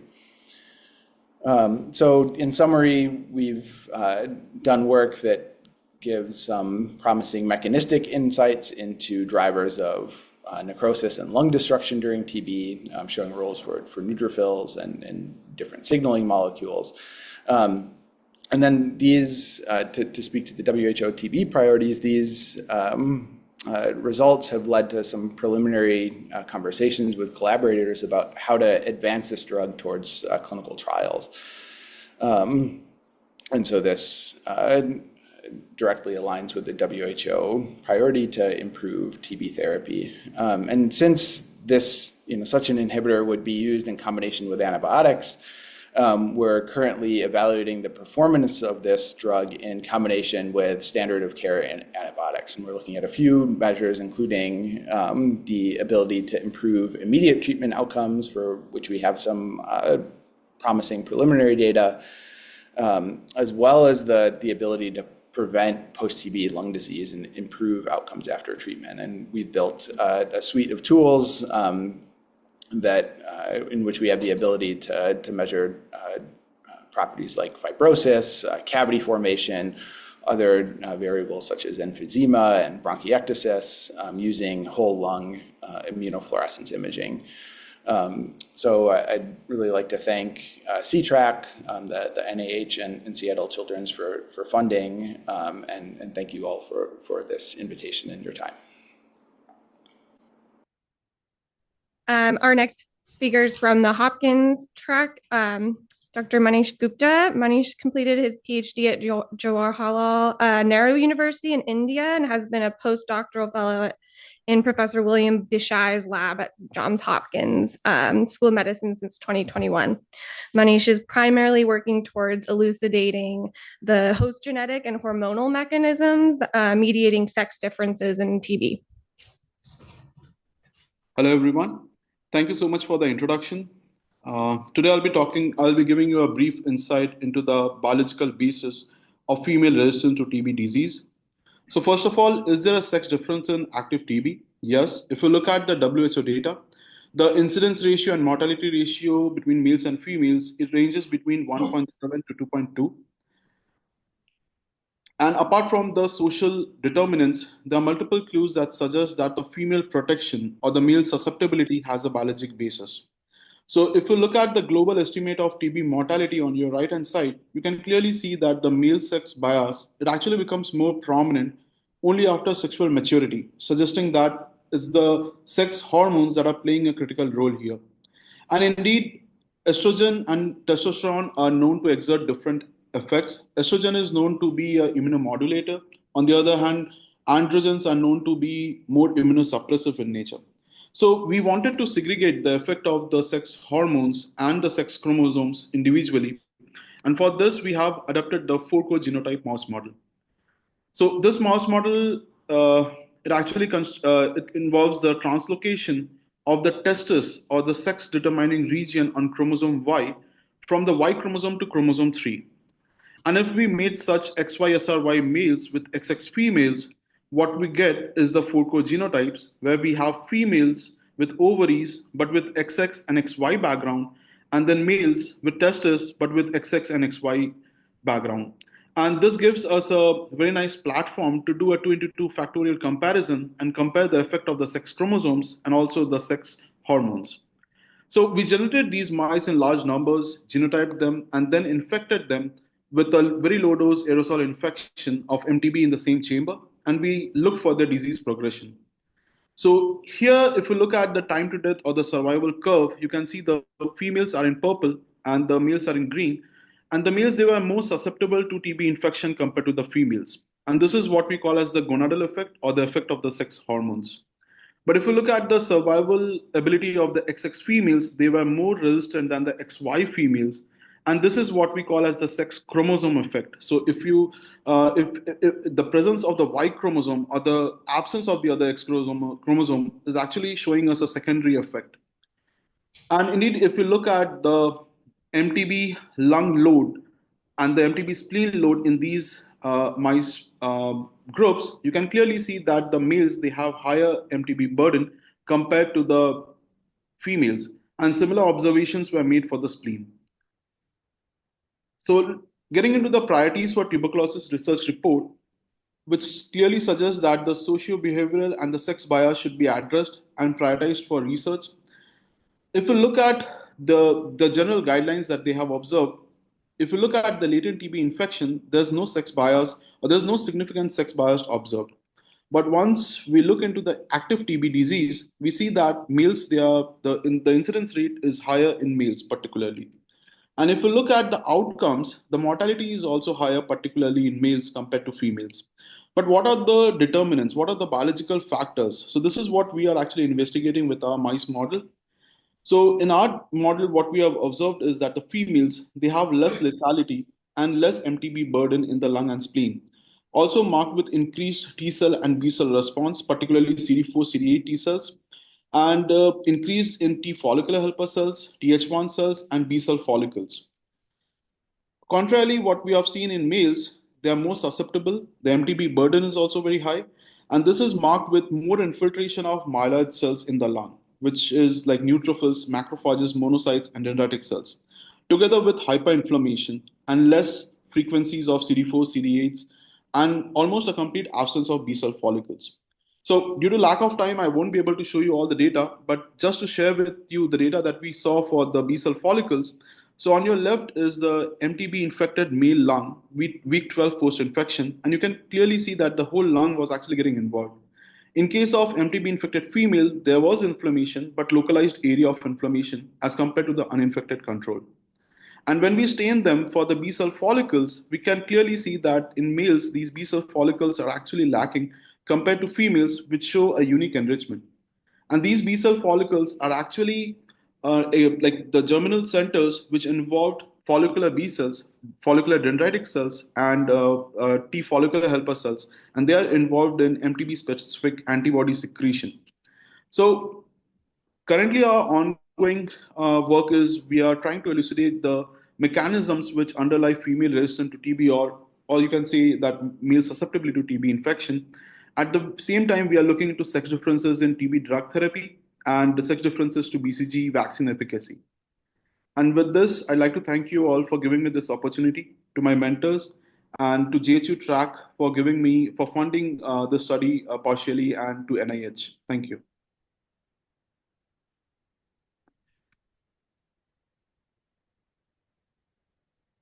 Our next speaker is one of our own.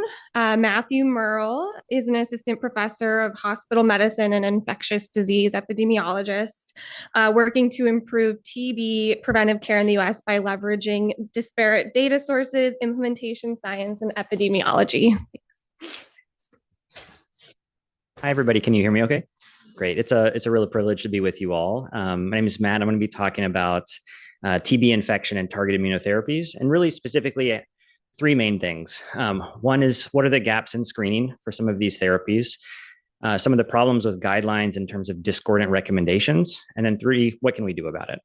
So targeted immunotherapies are biologics and small molecule inhibitors that target key pathways in the immune system. And they, because of their mechanism of action, they have the potential to increase the risk of TB infection, among other infections. Now, they have transformed many clinical disciplines, oncology, rheumatology, and others. But in the early 2000s, particularly with tumor necrosis factor alpha inhibitors, there was this kind of growing realization that they can increase the risk of infection. And that led to significant clinical concern, changing guidelines, and really the only TB-related clinical quality measure in the US, which is screening prior to use. Now, kind of highlighting the nuance here, some of these agents can also be used for TB disease treatment. So there's really a kind of a too little, too much problem that I'm going to highlight a little bit at the end. So since the early 2000s in TNF alpha inhibitors, this field has ballooned. So there have been dozens and dozens of new agents that have been developed. The 20 odd agents that you can see on the screen cover a diverse array of mechanisms of action and have all been improved in the last 2 years. And this really highlights the fact that it's been hard for clinicians, particularly generalists, as well as ID providers, as well as guideline developers, to kind of keep pace with all of these new therapies being developed.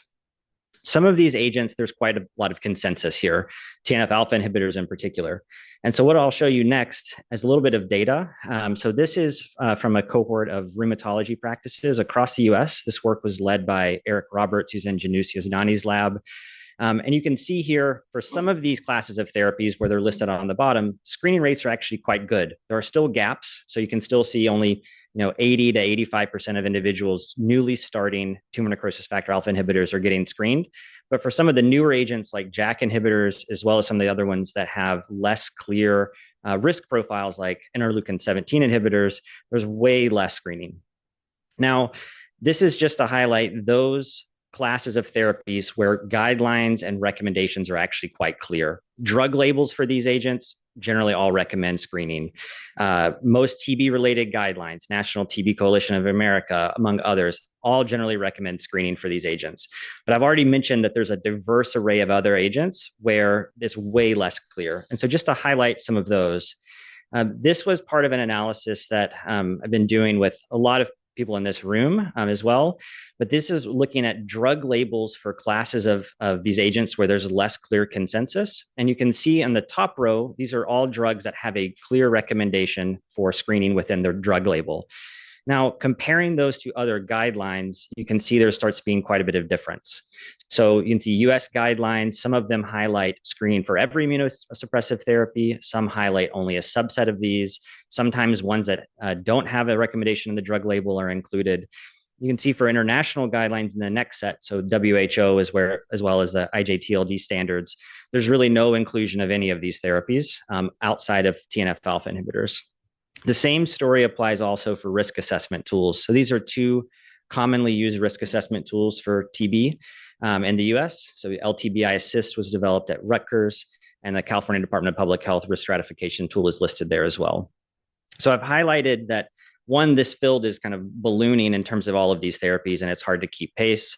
There are gaps in screenings that can differ quite a bit by class of therapy, and the guidelines are quite unclear and have discordant recommendations for a lot of these agents.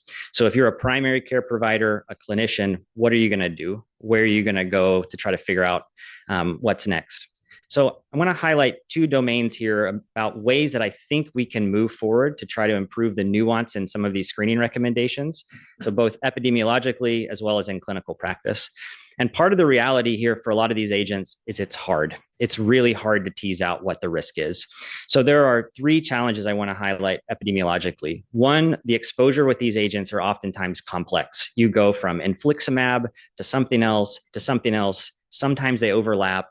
Sometimes someone's on prednisone and methotrexate at the same time, and it's really tricky. And what we've seen with TNF-alpha inhibitors is that exposure to outcome, the risk of TB, is also time dependent.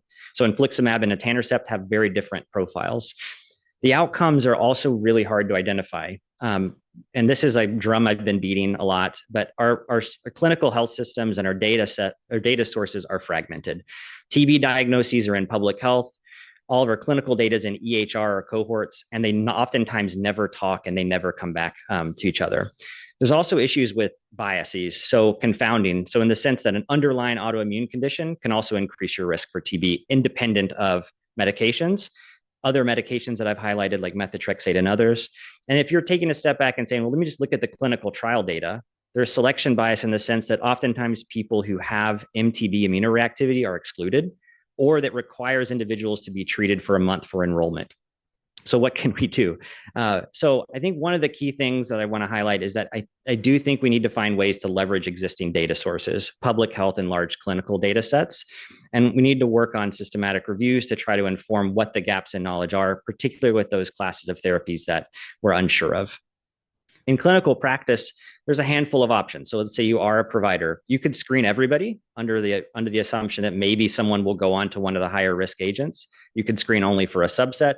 You could use your clinical gestalt, which has a lot of potential for variability and issues in quality, or you could use risk stratification tools. However, those risk stratification tools oftentimes have very limited data going into them, even if it makes you feel good that you get a number out at the end. Now, I've already highlighted issues with discordant guidelines and tools. I've highlighted an issue with rapid development of these therapies. But there's also this issue about risks and benefits with screening. So there's cons as well. If you're screening people that don't necessarily need to be screened, and that you have the potential for starting them on rifampin that may have drug-drug interactions or side effects. You may actually wind up excluding them from an agent that they actually might benefit from. So what can we do? I think as a bare minimum, we should consolidate and harmonize guidance so that it's clear. We need to update guidance as these new therapies come out, and we need to refine these risk stratification tools, if possible, using that epidemiologic data. So I just want to highlight that all of this work was kind of done with this TB and targeted immunotherapy group. I see several of you in the room, so huge thank you to all of you. My main mentor, Priya, is in the back, and then the UCSF rheumatology group has been of immense support, as well as TB ramp. That's it.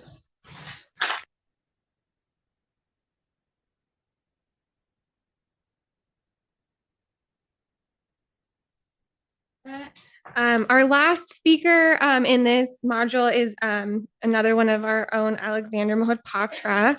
Dr. Mohapatra received his PhD and his MD from UCSF. He then completed a residency in internal medicine and a fellowship in pulmonary and critical care medicine at UCSF. He's now an assistant professor in the Department of Medicine here, and he studies the myeloid cells in the lung that engulf Mycobacterium tuberculosis to develop novel therapies that can improve their ability to kill the pathogen.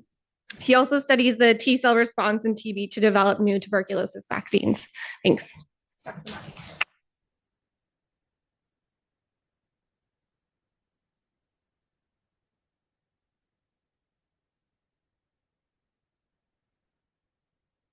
Thank you for the opportunity to share work that I've been doing in the Ernst Lab today. The research I'm going to be talking about directly relates to the priority of developing new TB vaccines. This is a major research priority because vaccines prepare the body to fight TB. This means that an effective vaccine could prevent a person from developing tuberculosis in the first place, which would limit the need for TB therapies and reduce potentially person-to-person spread of TB. One way that vaccines prepare the body to fight TB is by making more T cells that can recognize the bug that causes TB. T cells are special immune cells that can target specific parts of the TB bug, but we still don't know which parts of the TB bug we need to instruct T cells to target using our vaccines. Unfortunately, what we've learned from clinical trials of vaccines thus far is that what we've tried to target doesn't work well enough. And so what we wanted to do was take a step back, take a bigger picture view of the T cell response during tuberculosis. Our question is, what is the effect of vaccination on the entire T cell response, the entire T cell army that is mobilized during tuberculosis? And so the way we've decided to approach this is by using gene editing in mice. And so we've made a mutant mouse in which certain T cells are absent and can't participate in the response to tuberculosis. What we've learned so far using this model is that if we infect mutant mice and then look at the T cell responses to specific parts of the TB bug, we see dramatic differences in the T cell responses between mutant mice and normal mice. So in this heat map, the columns represent T cell responses to specific parts of the TB bug, and the rows represent the responses we see in normal mice versus mutant mice. And what you can see is that in mutant mice, where certain T cells are absent, we still see plenty of T cell responses to parts of the TB bug. But we see that in some cases, these responses are lower, denoted here in light blue, or higher, denoted in dark blue. And what that means to us, unexpectedly, is that the T cell numbers have changed quite substantially in these mutant mice. And so we think this has significant implications for vaccination. We propose that during vaccination, we are changing the T cell response globally and not just against what we intend to target. And so we are hopeful that further work with this model will help us design new vaccines that can more effectively mobilize the entire T cell army to protect against tuberculosis. Thank you.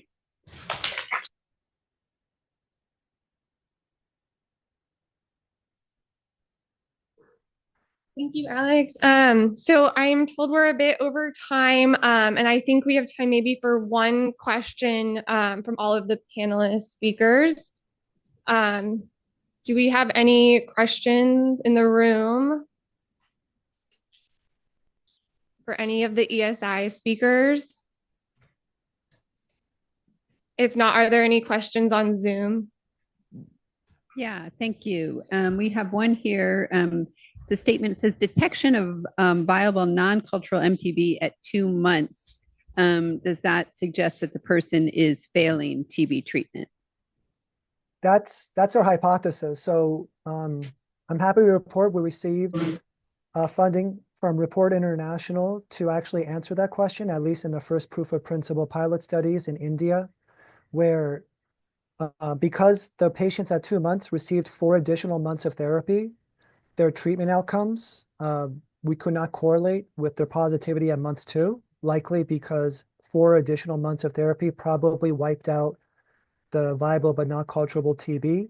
But in India, we do have sputum samples from patients at months 3 to 6 when they're culture negative, and we have their outcomes, with 2 years of follow-up. So we do have a nice cohort that failed therapy, either treatment failure, relapse, and we have a lot of patients that did well. So we're going to answer that question exactly that question in the next year. Great, thank you. And just want to do a shout out. So happy to hear about this work because I've been saying as a nurse for years that we need a test to detect whether a bug is viable earlier than waiting for culture. So I'm excited.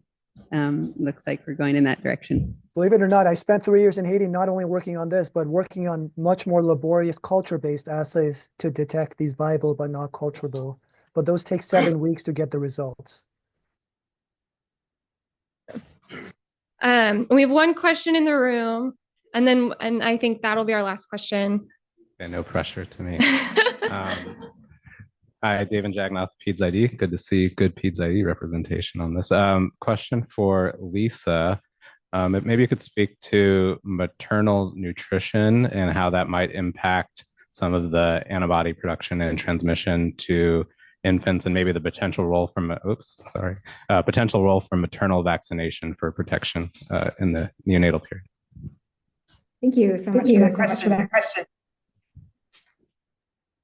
So I'm getting a little bit of feedback here, but in terms of malnutrition, yes, we certainly have seen associations of nutritional status with different profiles of antibodies, usually lower levels. We haven't evaluated that in our group yet in terms of the levels of antibodies with maternal nutritional status, but that's a great point for future. And yes, in terms of maternal immunization, the timing of really accessing populations is really when they come to the healthcare infrastructure. And so the time at delivery, BCG vaccine, for example, among infants is the highest uptake globally of any vaccine. And so kind of my vision is that we could kind of use those access points of antenatal care as well as postnatal care at delivery and postpartum EPI visits to access that population as new TB vaccines are being rolled out.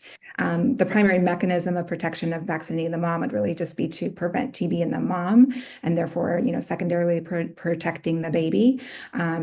Probably not necessarily through any direct transplacental transfer if you are vaccinated during pregnancy, but certainly I'm very excited and interested about the breast milk responses that might provide some mucosal protection. But all of that, those are great questions that we're hoping to ask in the future. So thank you. Awesome. Well, thank you so much to our speakers from the ESIs at all of the different tracks. And I believe we have a few words from Payam.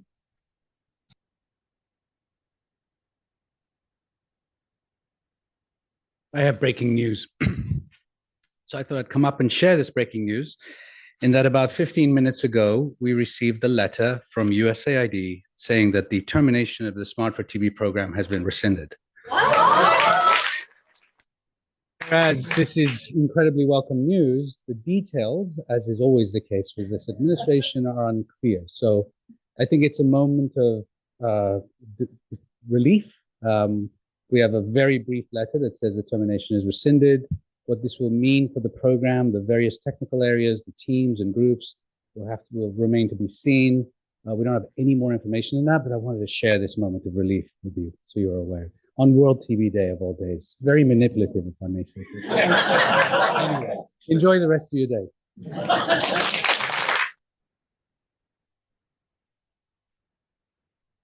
We have with us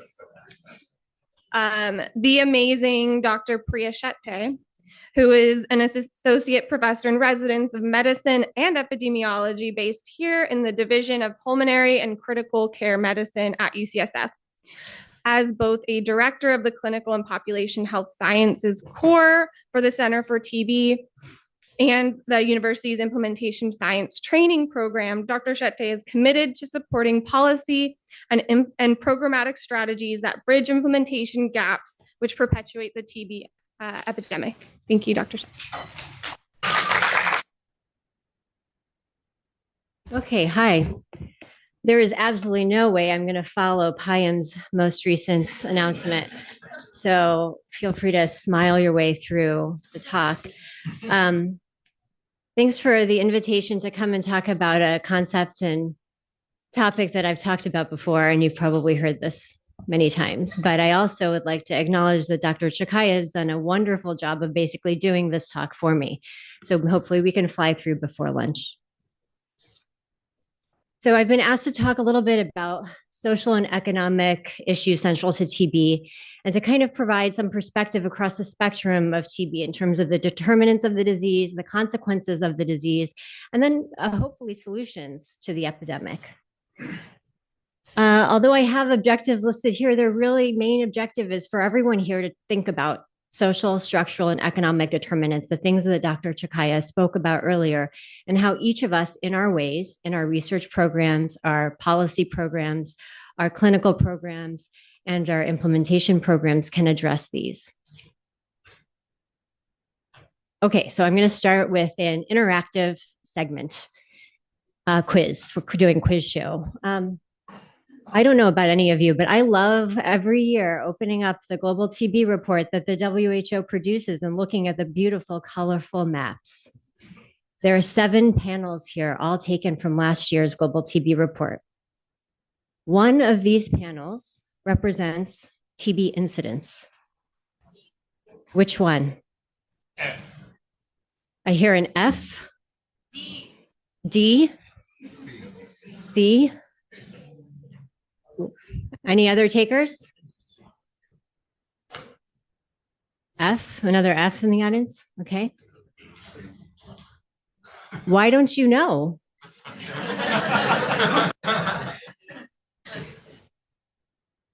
The right answer is D. Nice job, Sarah.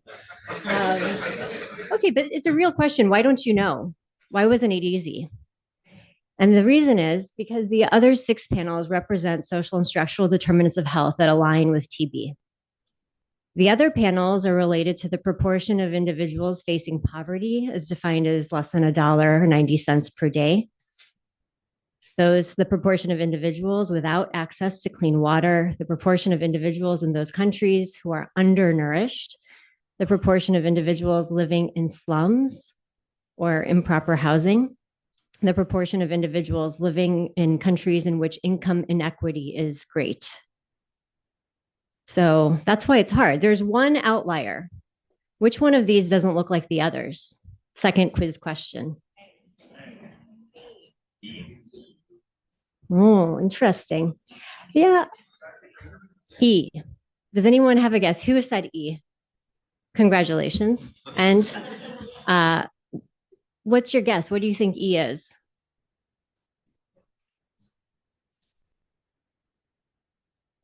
E is the proportion of individuals who have access to social protection in that country. And so that'll be a solution I'll talk about in a moment. So it's the inverse of all the others. So anyway, the global TB report, check it out. Okay, so why was that so hard? Why were those determinants the ones that we think about? And the reasons that this kind of topic area is so important is because social determinants that I described and many of you work on are a root cause of TB vulnerability. Dr. Chakaya has already taught us this. And addressing them is essential to ending TB. So you see 2 panels here. The first panel on the left shows basically the relationship between Human Development Index, which is a sum total composite index of critical elements of social and structural determinants as they affect the ability of a human in a society to live a long and healthy life. It's nothing fancy, right? And as human development increases, change in TB incidence decreases, right? You have decreasing TB incidence.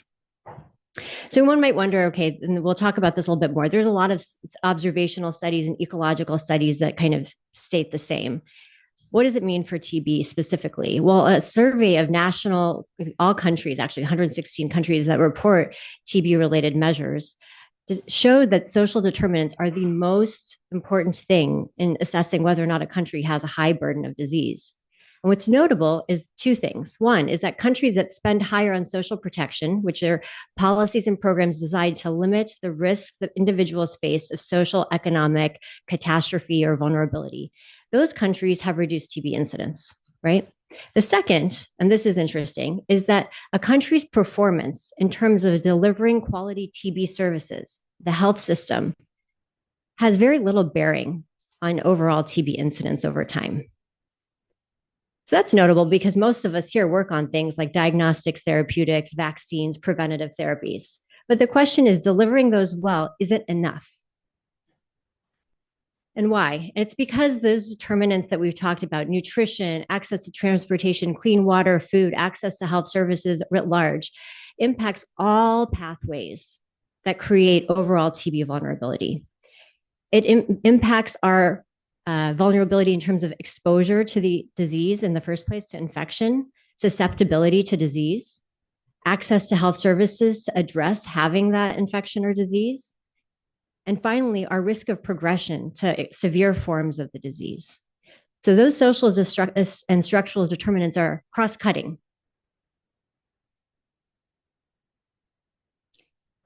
Robert Koch, who today marks the day that he delivered a seminal address, right, in London, describing MTB for the first time, super hard to identify using the very postulates that he came up with, right?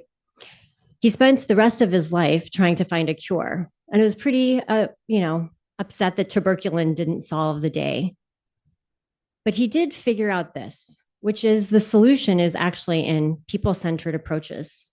One of the most powerful weapons, if not the most powerful, which we can bring into use against TB, are social welfare centers. And what do these centers do in those days, right?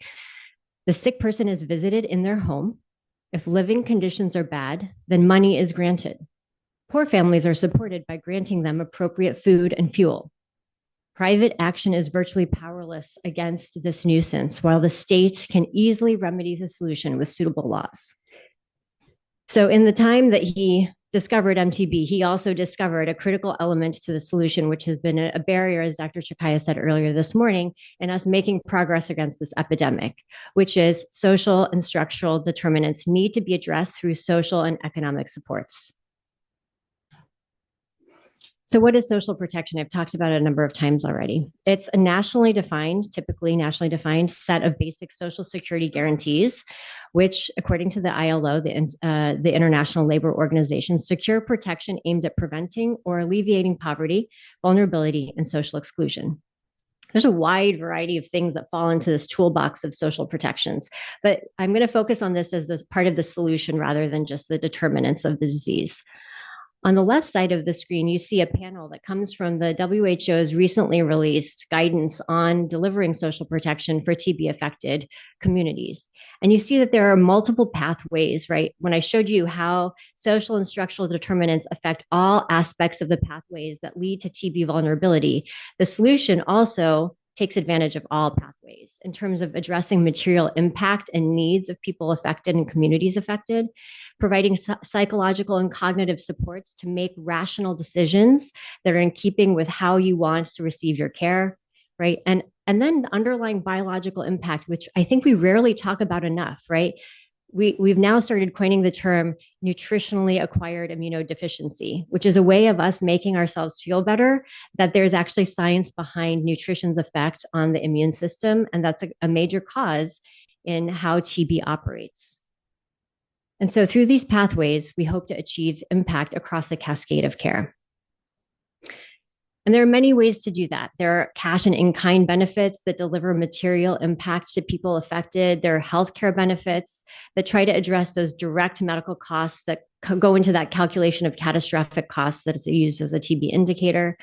There's sickness and disability benefits for the duration of time in which someone has TB and can't work, or is suffering post-TB sequelae that prevent them from productive work later on. There are occupational or disease benefits that can be given to people in high-risk environments, minors, for example, even frontline healthcare workers.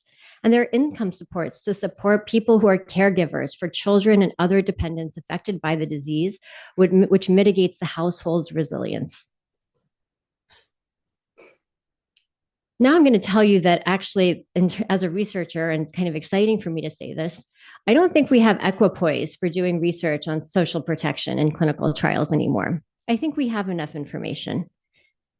We know, and this is a systematic review and meta-analysis done by our research group this year, which demonstrates that across the spectrum of receiving TB-related social protections, you can double treatment success. We also know that providing social protection in the form of both cash transfers and social support through caseworkers can reduce catastrophic costs by over a third. Exciting, we also know, so those are two of the three, right? Treatment success and inclusive of mortality and catastrophic costs. Those are two of the three indicators we're supposed to be focusing on in our global strategy. The third is incidence, right? And we have two really seminal pieces of work just done in the last few years that demonstrate the effect of social protection, including either cash transfers or, in the case of the rations trial, direct food support that can cut household incidence, as in the rations trial, by 50%. I would be so encouraged if M72 could do something like that, right? And I hope we can see that there is an easier solution that we already have access to be able to reduce incidence in that way. And then the left panel is one we haven't talked about yet today, which is an amazing study that came out of Brazil, studying the largest conditional cash transfer program in the world in a cohort of 54 million people who received benefits due to their poverty level. And in that cohort, TB incidence was lower by 50% for those who received Bolsa Familia than those who didn't.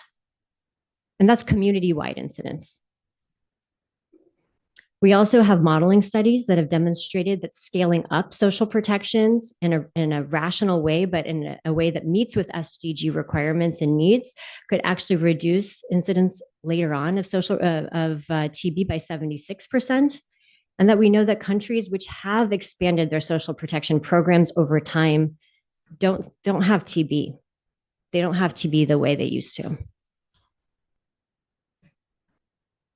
Lastly, we have clear commitment. All the countries, right, we talked about this earlier, have signed on again to committing to many things, amongst them providing for the first time 100% of people affected by TB with some form of social or economic supports called social protection. And we signed this as a community. So we have a political commitment here. The problem is worse than it was before. And so just a word about the current state of affairs. As alluded to this morning in Payam's opening remarks, the effect of USAID reductions on service delivery have profound impact, the extent of which we just don't know. But a modeling study that basically looked at high burden countries and what service disruptions had already occurred had found that in various scenarios, a 90-day disruption of US government funds risks 10 million additional cases and 2.2 million additional deaths in the next 5 years alone. And that's under the scenario in which no additional recovery occurs to current levels, no 100% turnaround, we're just going to put it all back together in 90 days. And if we're honest, that's unlikely to happen, right? The thing I'd like us to focus on in the context of what I've just remarked on with social and structural determinants of health is that this modeling study represents only direct effects of service delivery. It doesn't represent the indirect effects of those cuts on other global poverty alleviating programs that precipitate worsening social deprivation, economic deprivation, and lack of resilience in these communities that are affected. And so those are underestimates. The problem is even greater, and the need to address it is even more critical. So what's our call to action? Well, like I started with, we each can find ways to integrate some of this work in whatever it is we do in the field of TB. If it's that we're researchers, let's think of ways to collaborate with social scientists, epidemiologists who are social epidemiology trained or others to also ask questions relevant to this kind of concept of what does the difference make in terms of a social and structural context in which this individual lives in order to better do our research? What are the right research questions to ask? And I'm really proud to say that our group, led by Jill Cadota, who's here, put together this wonderful toolkit for how to develop those research questions, implement them, and evaluate them that was just published by WHO TDR. But I can't actually say it any better than this, which is a call to action included in the foreword of the recently released Integrated Approach to TB and Lung Health by WHO. It's probably one of the most kind of fierce advocacy statements I've seen from that group in a long time. And I'll just read it here. Every day, in every corner of the world, millions of people wake up to a battle not just against disease, but also against inequity. Tuberculosis is more than a public health challenge. It is a driver and a tragic consequence of social and economic health disparities. Poverty, undernutrition, overcrowded living conditions, and limited access to health care create the conditions in which TB thrives, disproportionately affecting those already vulnerable and marginalized situations. But TB does not exist in isolation. Its linkages with lung health amplify these vulnerabilities, increasing healthcare costs and straining systems that are already struggling to provide equitable, people-centered care. If we do not confront these intersections head on, the fight to end TB will continue to face obstacles. So I think we've been given our call to action, and I appreciate your time. Thank you.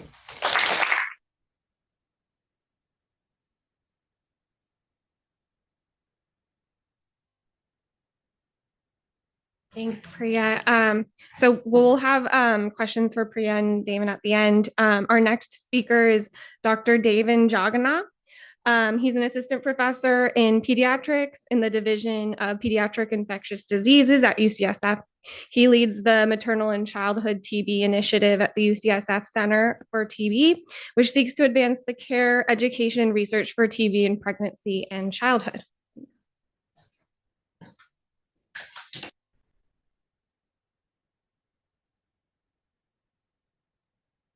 You, and thanks, Priya, for setting the stage.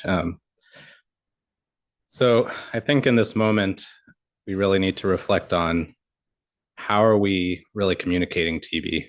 How do we place ourselves in our lives? And how do we better communicate to the greater world about the work that we're doing and how important it is? So that's what I hope to help us through thinking about it through a life course lens.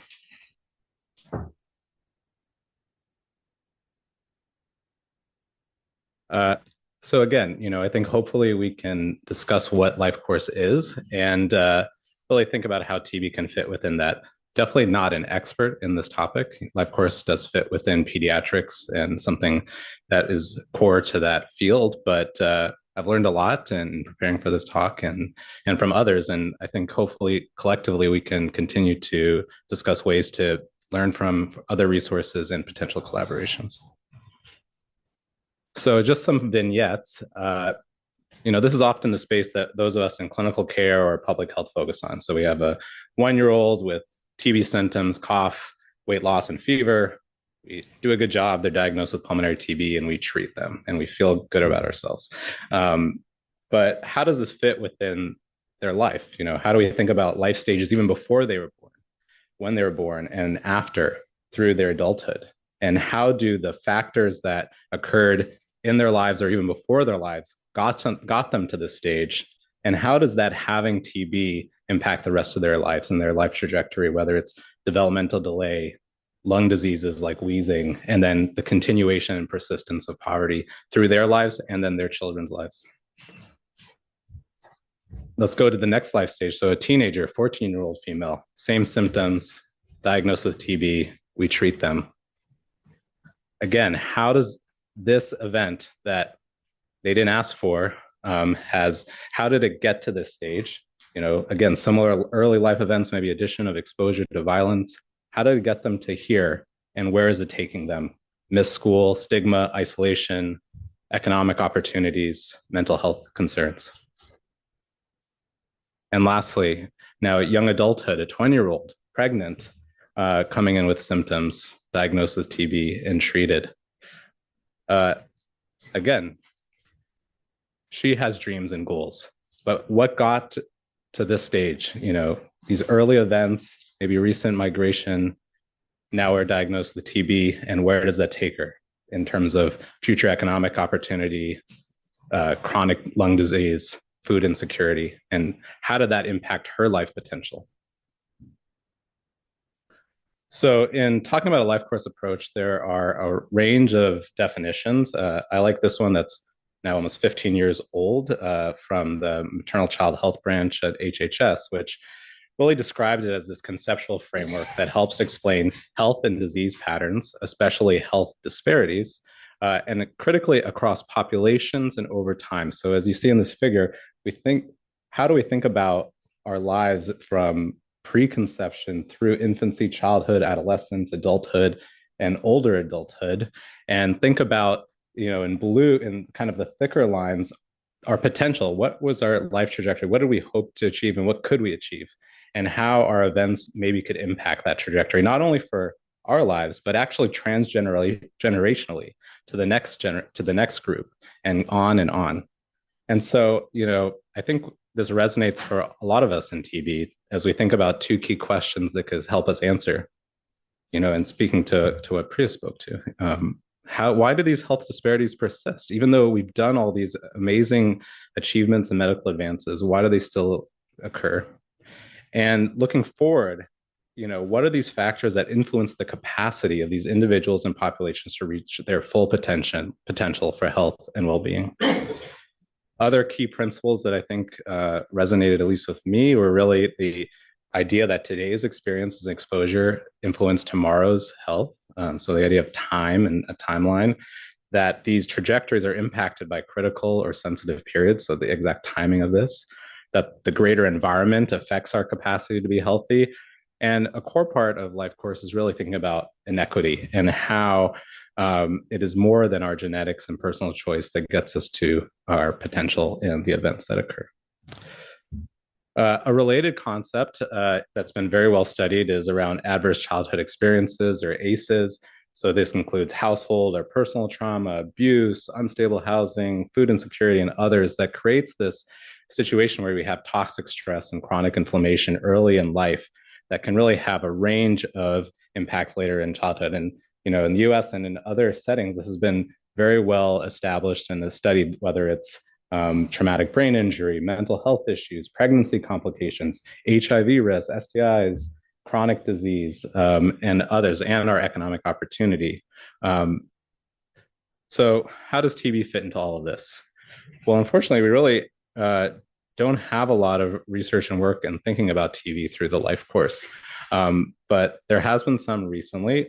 This was from a systematic review, just to highlight, that was co-authored by one of our UC Global TRAC Fellows, Peter Wamby, that looked at the impacts of childhood TB, either directly or indirectly, on their life course. And so whether it's them having TB or someone in their household in TB, the current evidence really shows that missing school, impacts on developmental delay, their own health, the wellness of their entire household really has long-term effects on their future and current poverty, educational and economic opportunity, their growth and development, and ultimately their overall well-being.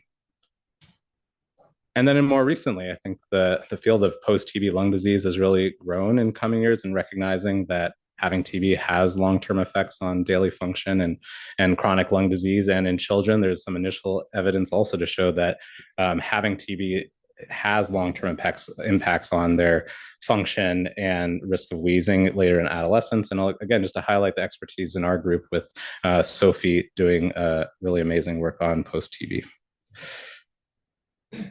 So I've said a lot of sad things that, having TB is going to impact our life, but, what can we do about it? And some may be critical of life course theory and say it's maybe too deterministic or fatalistic, but actually the theory holds that our lives are quite dynamic, and that, we can do things to mitigate these impacts by reducing risk factors, supporting protective factors.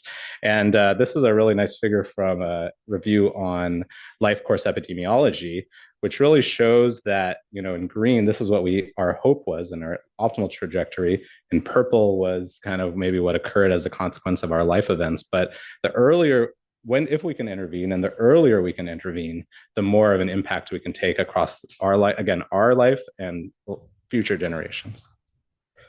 So what can we do? So one, I think we can communicate differently about TB in terms of the life course.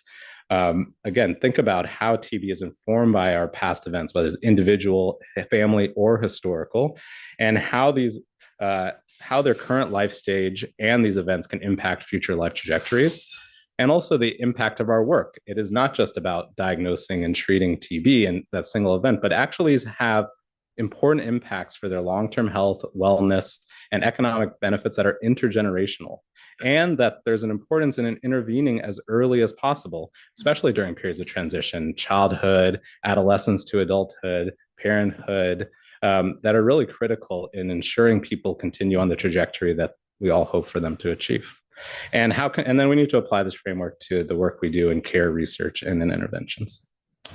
So in terms of reframing the TB in the life course as being promoted, if you get a raffle here, I got my copy and I already read it. So and I couldn't help in reading this and thinking about how well the author is at communicating about life course and the impact of TB. He running through the book is this theme around Henry and his prolonged TB course, but he does an amazing job talking about the impact on his mother and how early historical events and slavery and colonialism and poverty, war, Ebola, displacement put them in this position to be having TB and the clear long-term impacts, not only during disease, but thereafter.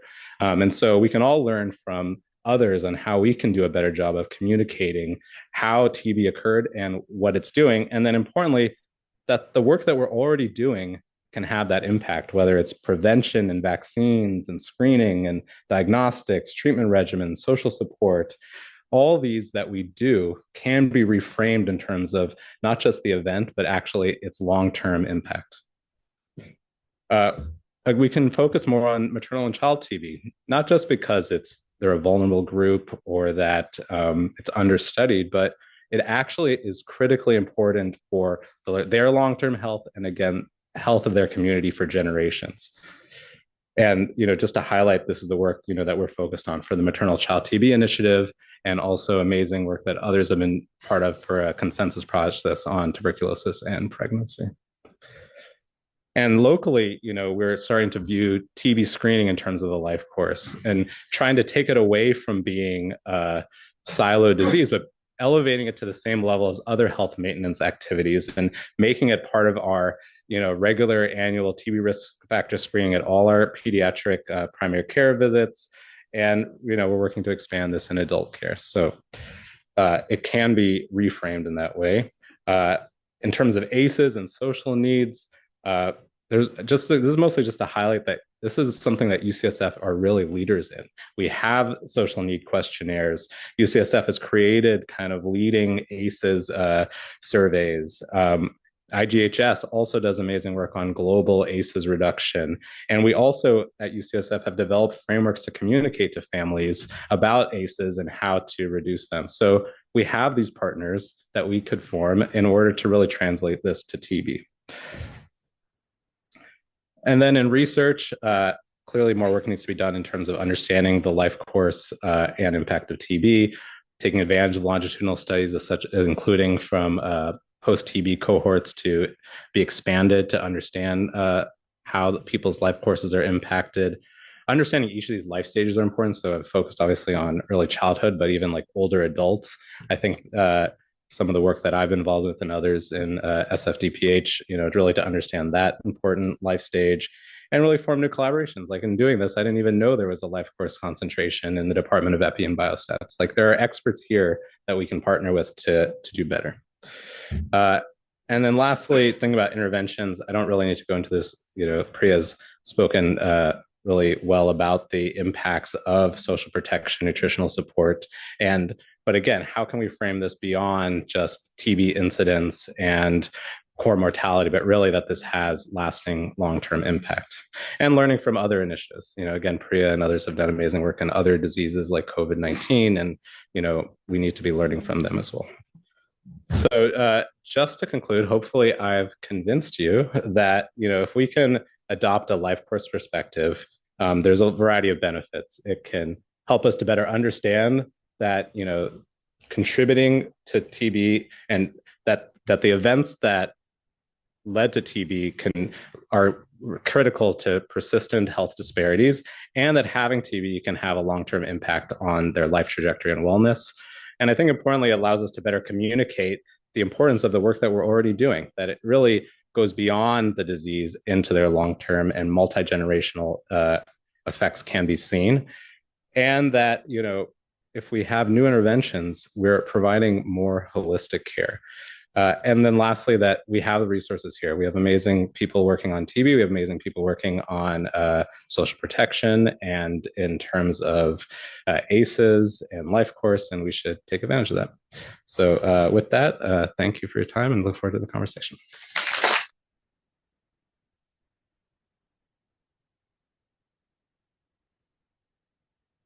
Thank you, David. So we're going to have a little bit of a shortened Q&A period. We're running a tiny bit late, but thank you to our speakers who did such a great job of highlighting how TB is both a form and expression of injustice. Do we have any questions on Zoom first? And then we'll open it up to the room. No questions on Zoom, so the room can have at it. Great. Are there any questions for either of our speakers? Yes, over here. Just a simple ask. I just wondered, Devin, I wonder if you would be willing to share out the intakes that you have, especially the social needs forms. Yeah, no, absolutely. And again, like I think many people here have broader connections than even I do. And so I think as a action item, we should all be reaching out to these different groups and really asking, like, how can we adapt this to TB care, whether it's on our local clinics or in the studies that we do. I'm just wondering whether, in fact, for some of these problems, the world has been following developmental pathways that are harmful to parts of the society. I mean, my own country, super rich guys living next to super poor guys. Same story in India, same story in Bangladesh, same story in Pakistan, and so on and so forth. Is that likely to change? How can we change that? Because I think the world is producing enough food for everyone. The world is able to provide housing for everyone. So is it the developmental model that's wrong? Or is it, what is it? Well, I mean, any of you can respond. Refer to Priya.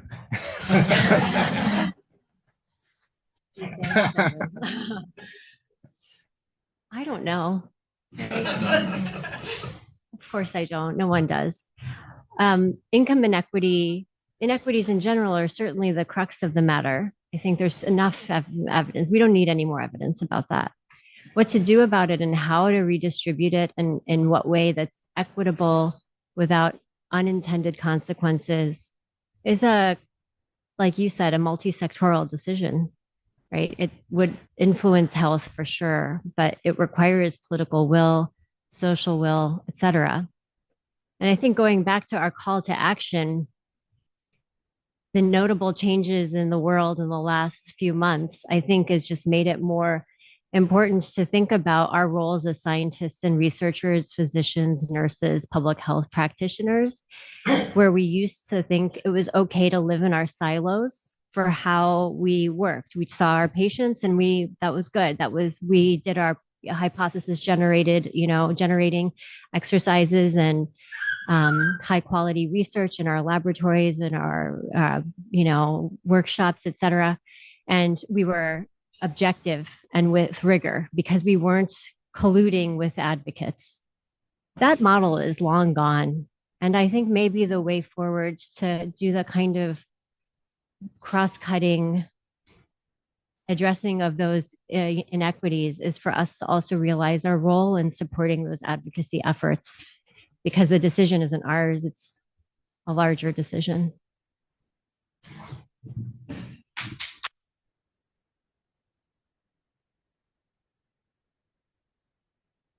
All right, maybe one more question.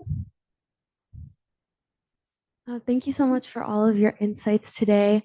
So there's been a lot of talk about how there's this new approach to TB, which is multi-sectoral. And I believe that that makes it a little bit harder to directly measure the success of TB initiatives and stuff. So because addressing TB and the inequities is so far reaching, and because it touches like every social sphere that there is, how do you think, what do you think is the best way moving forward to measure the success of, TB programs?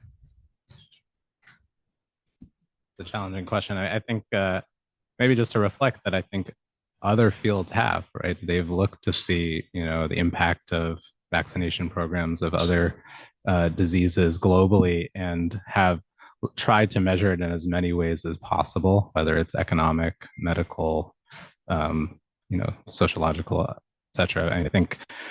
I think the more we can broaden it, I think what this is a call to action is that we need to build multi-sectorial partnerships, and we need to understand how interventions that hit across these sectors can have long-term impact. And we need to be able to follow these individuals for longer periods in order to really see the impact of this work. Yeah, I would just add that the tools exist. If you were in an economics symposium, there are tools for measuring return on investment, right? There are, if you were in a different setting, you would have tools related to childhood development if you're at a pediatrics conference, et cetera. So validated tools exist across many dimensions, but I think the challenge is we haven't brought them together in one conversation, which this kind of multi-sectoral accountability framework is designed to do ultimately, but we ourselves can do that within our own research programs by starting to collect data in other dimensions than just TB outcomes to start that conversation. But I agree with you that that kind of value, right, what's the value of the work, of the intervention of the program, should be also able to be expressed to a wide variety of stakeholders.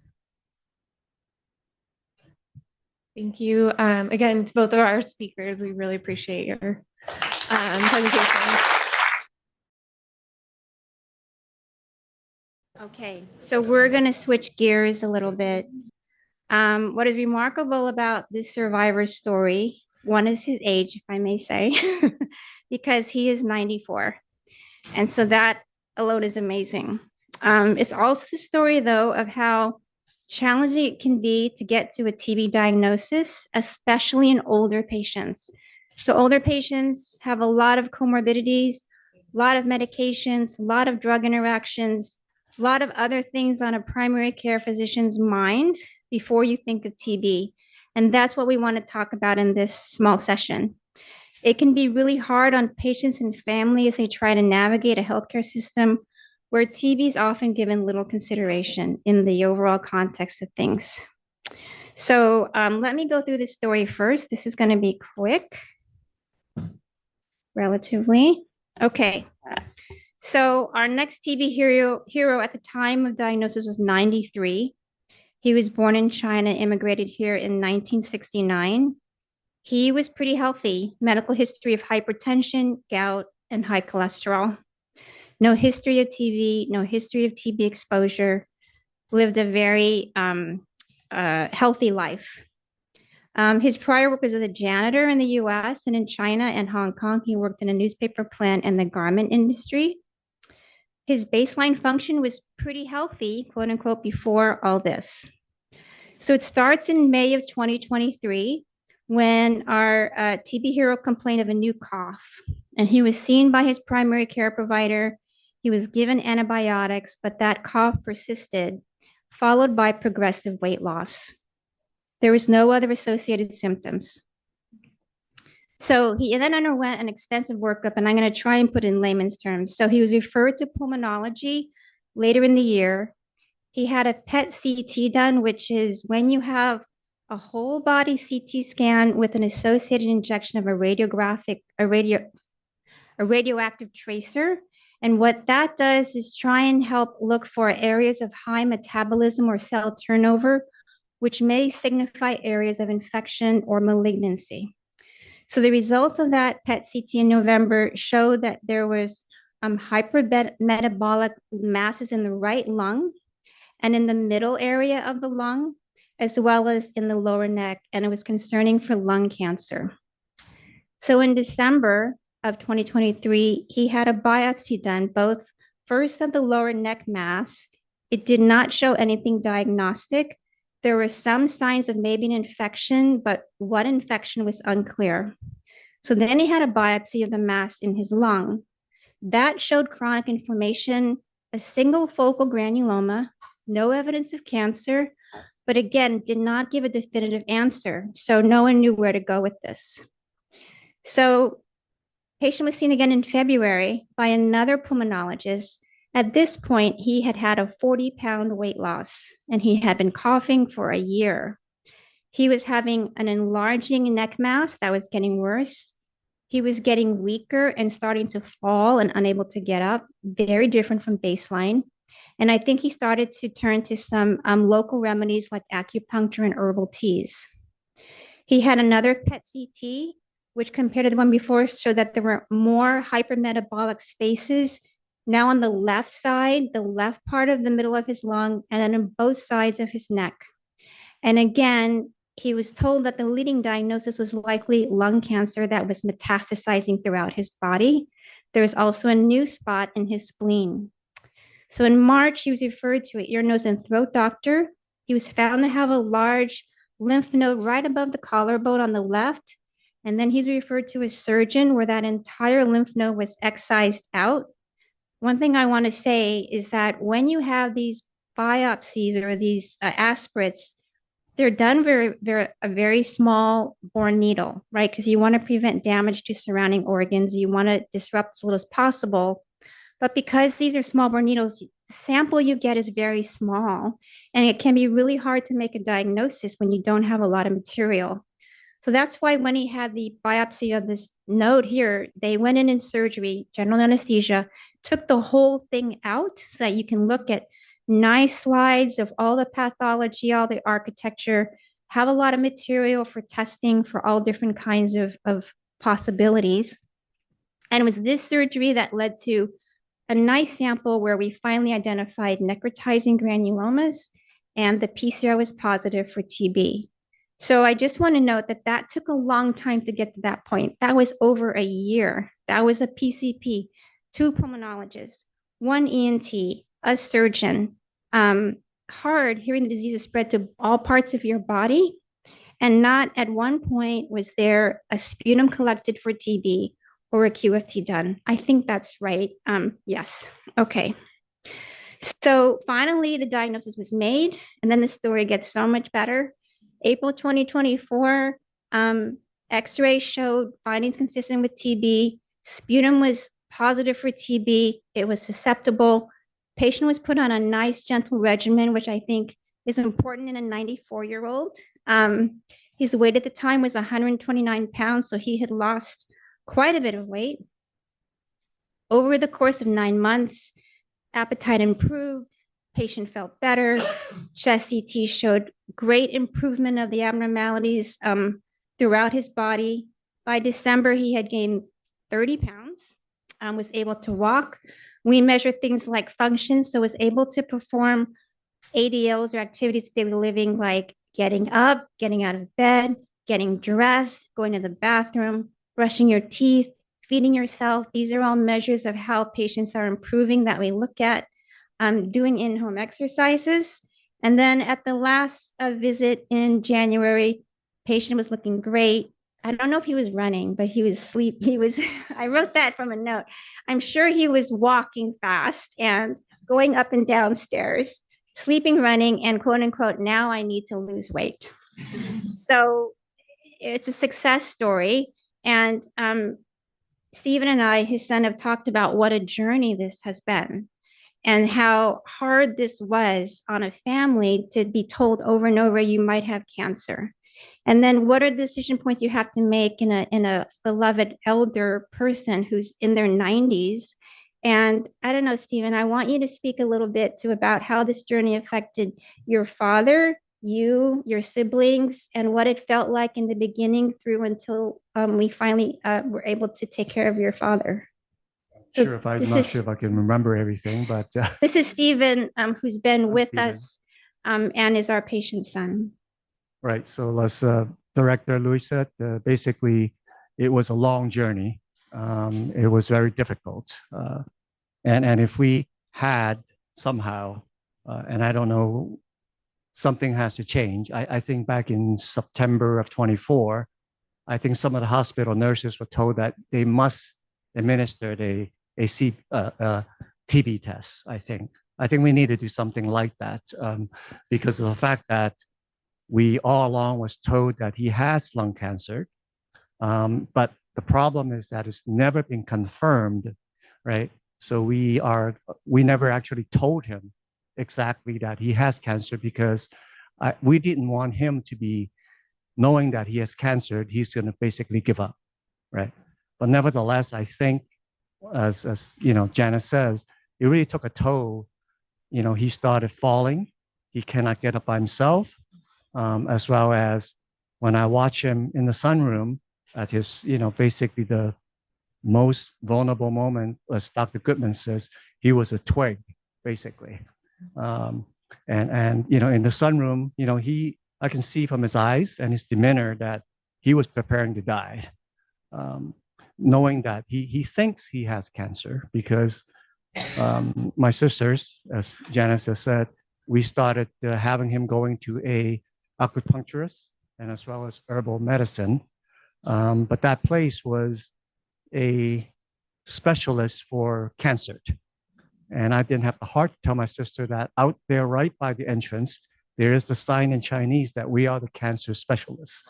So somehow I think he knows that he may have cancer, but I told him that, you know, we don't know the results. And, you know, back in December, when all of this was happening and no results, you know, me and my siblings were discussing about, you know, should we tell him if it was cancer, right?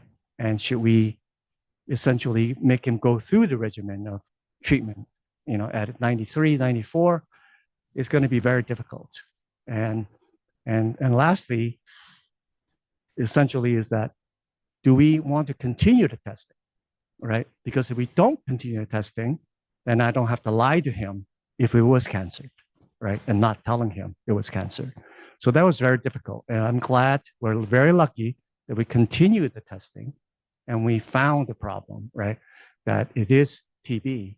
And I think we really need to have the medical community somehow advocate for TB testing under these conditions. I mean, I don't know exactly how that works, right? But you would think that, you know, you want to eliminate some of these possibilities, right? Because for TB treatment, as I talked to Dr. Goodman, is very treatable and it's not as bad as treating cancer, right? So, you know, as you can see, he's recovered quite a bit. And he tried to run, but, you know, he told him to slow down, but, you know, he always is like that, right? He's rushing all the time. But he's actually in a very good state right now. I mean, you should have seen him. I showed pictures to Janet, who was I that showed picture to back in July. He was basically, had skin and bones, right? So he's now able to do everything, as Janet says, that he can basically, you know, go to Chinatown, take a bus, get the fried chicken that my sister loves. You know, he goes to Noriega, walks down there, right? And then get the little char siu baos, right? And so I think he's back to pretty much normal. So, you know, thanks to, you know, SFTB, CC, right? It is, we're very grateful for this, that, you know, we're able to get through this together. And, you know, even though our stories are not as dramatic as the previous two heroes, you still treated us like family, essentially, right? I mean, walk us through everything. So I think we need support for your organization for sure. And we need essentially more medical attention into mandatory TB testing somehow. You know, I don't know what that line is, where that line needs to be, right? But I think that needs to happen. So before we open up for questions, we have an award for your dad. Let me get it. That's why he wore up the, dressed nicely. I told him he's going to get an award. Well, I said casual, but he went all out. So this basically is for your dot and your family for the resilience, the determination, and just being lovely patients to take care of throughout our course with you for TB treatment. So.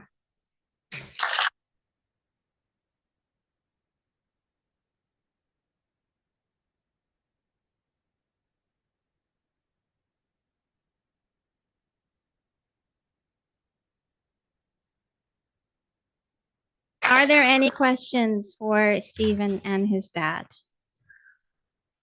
I think the story illustrates how challenging it is in older persons. There's a lot to navigate. We worry about stroke, cancer, everything. It is hard on primary care providers to fit all of the stuff they need to do into a 15-minute appointment. But in a patient like this who's from China, a QFT could have started it, checking sputum. I mean, if we can somehow engage and incorporate this practice, but also acknowledging how hard it is for the primary care providers out there, I think that's our next step as far as TB elimination. And also trying our best to reach out to these community of doctors who we know are seeing a lot of these patients and just don't have time or can't think about it. So are there any questions for Stephen and his dad? There are no questions online, but lots of hearts and Lots of congratulations and well wishes. Okay, wait, there's one back behind you. So for the father, how crucial do you think the help of your family was on your recovery? And what advice would you give individuals who don't have a family to, support on? And what advice would you give to basically overcome what you went through? Tough question. You want my dad to answer that? Yeah, let's hear what. 佢有個問題問你，佢有問題問你，佢話如果你冇呢個家人幫你一齊去即係做好你呢個肺癆嘅醫療，咁你會有乜嘢？I can't. Some I can't translate. 有乜嘢意見可以話俾佢聽？即係其餘啲人咧都係冇呢個咁親嘅家人去幫你。有佢我如果考上醫院，我都記得 OK。Well, he's a little emotional, but I think he said, his advice would be to really, go to your doctor. But I'm not sure if, and that the hospitals to get assistance. But I don't think I probably did a poor job of translating.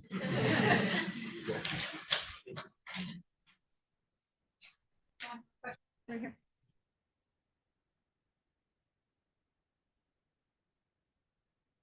Thank you so much for sharing your story.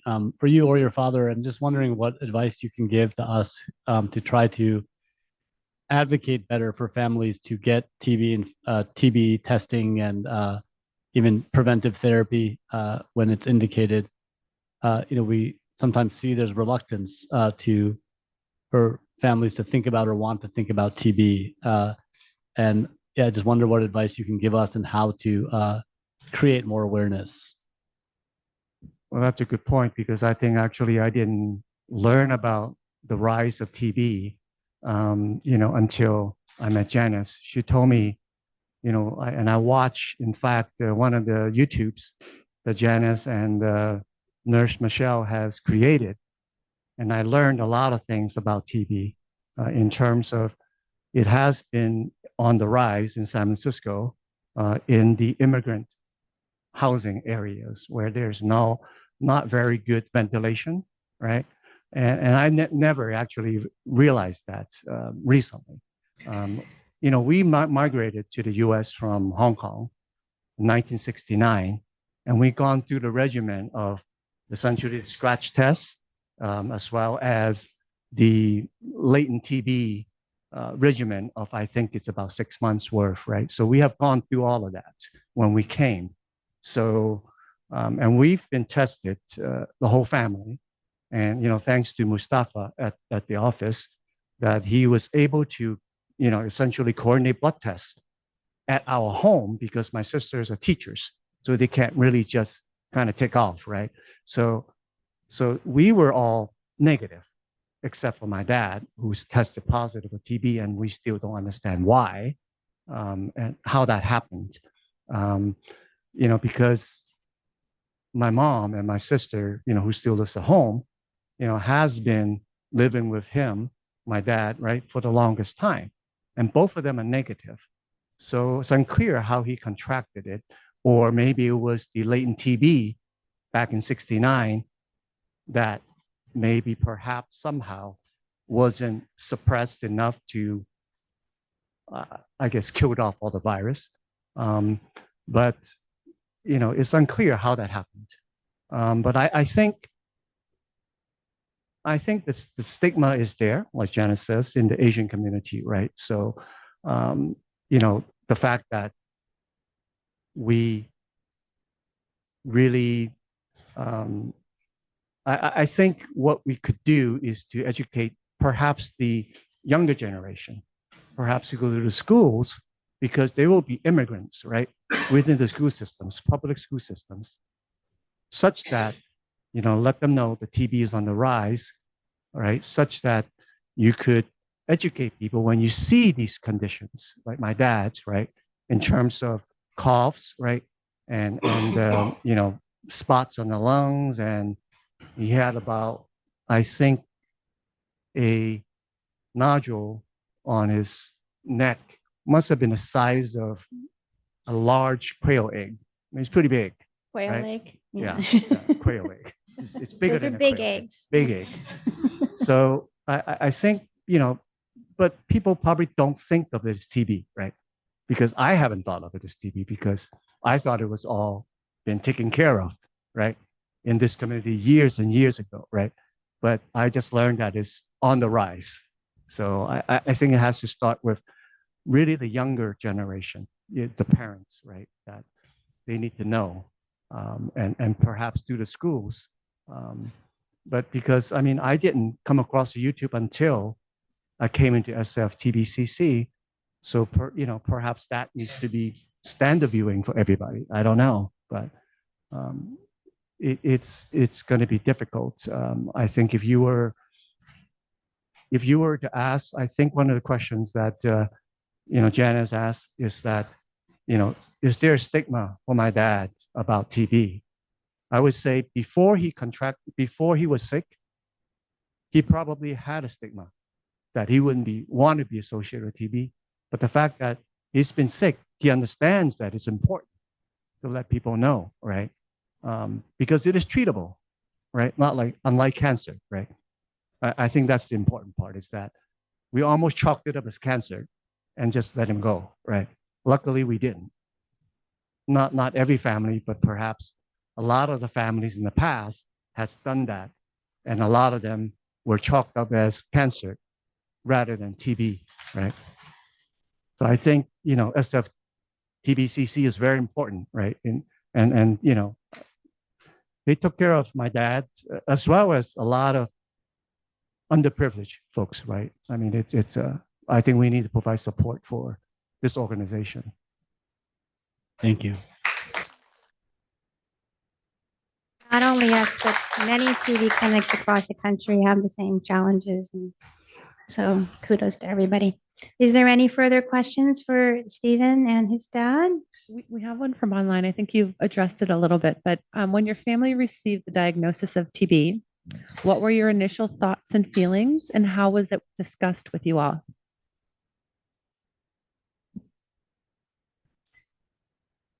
I think it was a relief that it wasn't cancer, because we knew cancer at 93, it's going to be very difficult for him to go through it. and the chances of him coming out healthy probably is pretty small, right? So as I said earlier, me and my siblings were discussing, should we continue testing, right? I mean, to find out if it is cancer or not. And then for sure, I think we're all almost agreed that we probably shouldn't, but ultimately we agreed that it needs to be our dad's decision, right, to do that. So did I kind of sort of answer the question? I imagine when they said we need to have surgery to take out the big ball, that was a big decision point because surgery is dangerous. Yes, actually, that point was still kind of not exactly the turning point, but it was more of let's do a biopsy to confirm that it is not cancer. But, thank goodness for, Dr. Hartman. He actually sent it to Washington to test for TB, and it came back. I'm glad he knew about that resource. Yeah. Yeah, and then it came back. So it was a fluke because I think, some of this is personal, so maybe I shouldn't say it, but he's aware of TB, right? Yeah. Situations, and then he sent it to Washington, and then it came back positive. So that was a huge relief because after talking with Dr. Goodman, it's very much treatable. So yeah. Well, we want to thank you and your father for making the journey here to share your story with us. Thank you for taking care of him. All you guys. Okay, I need all health workers who are trying to hide here in the front to come up. Yes, come on. I see 1, 2, 3, 4, 5.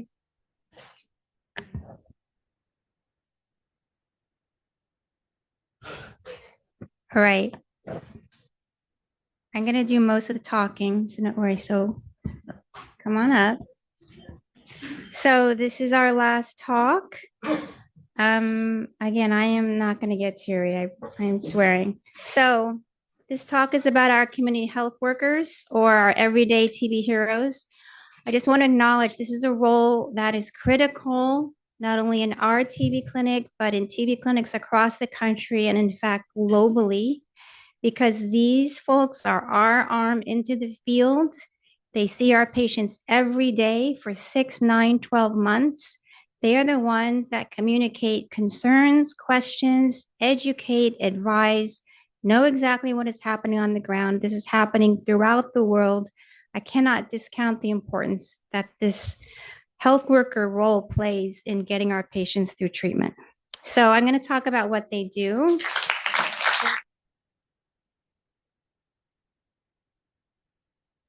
They're going to be very shy, so we need to encourage them.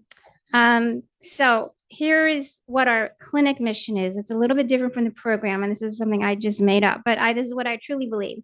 So our mission is to evaluate and manage all persons with active TB who are residents of San Francisco. We are a county clinic. We treat and provide consultation on complicated cases of latent TB, and we promote elimination by developing best practices for TB care and training our community partners into treating and recognizing latent TB. And unofficially, I think you've heard this throughout the afternoon, we support our clients in all aspects of TB care, including mentally, socially, and psychologically. So just as context, 2024 numbers, the incidence rate of TB in the US is 3 per 100,000 in 2024. The incidence in California is 5.4 per 100,000. In San Francisco, since COVID, it has now risen to 10.9 per 100,000. So 3.5 times the national average. So we are a hotspot.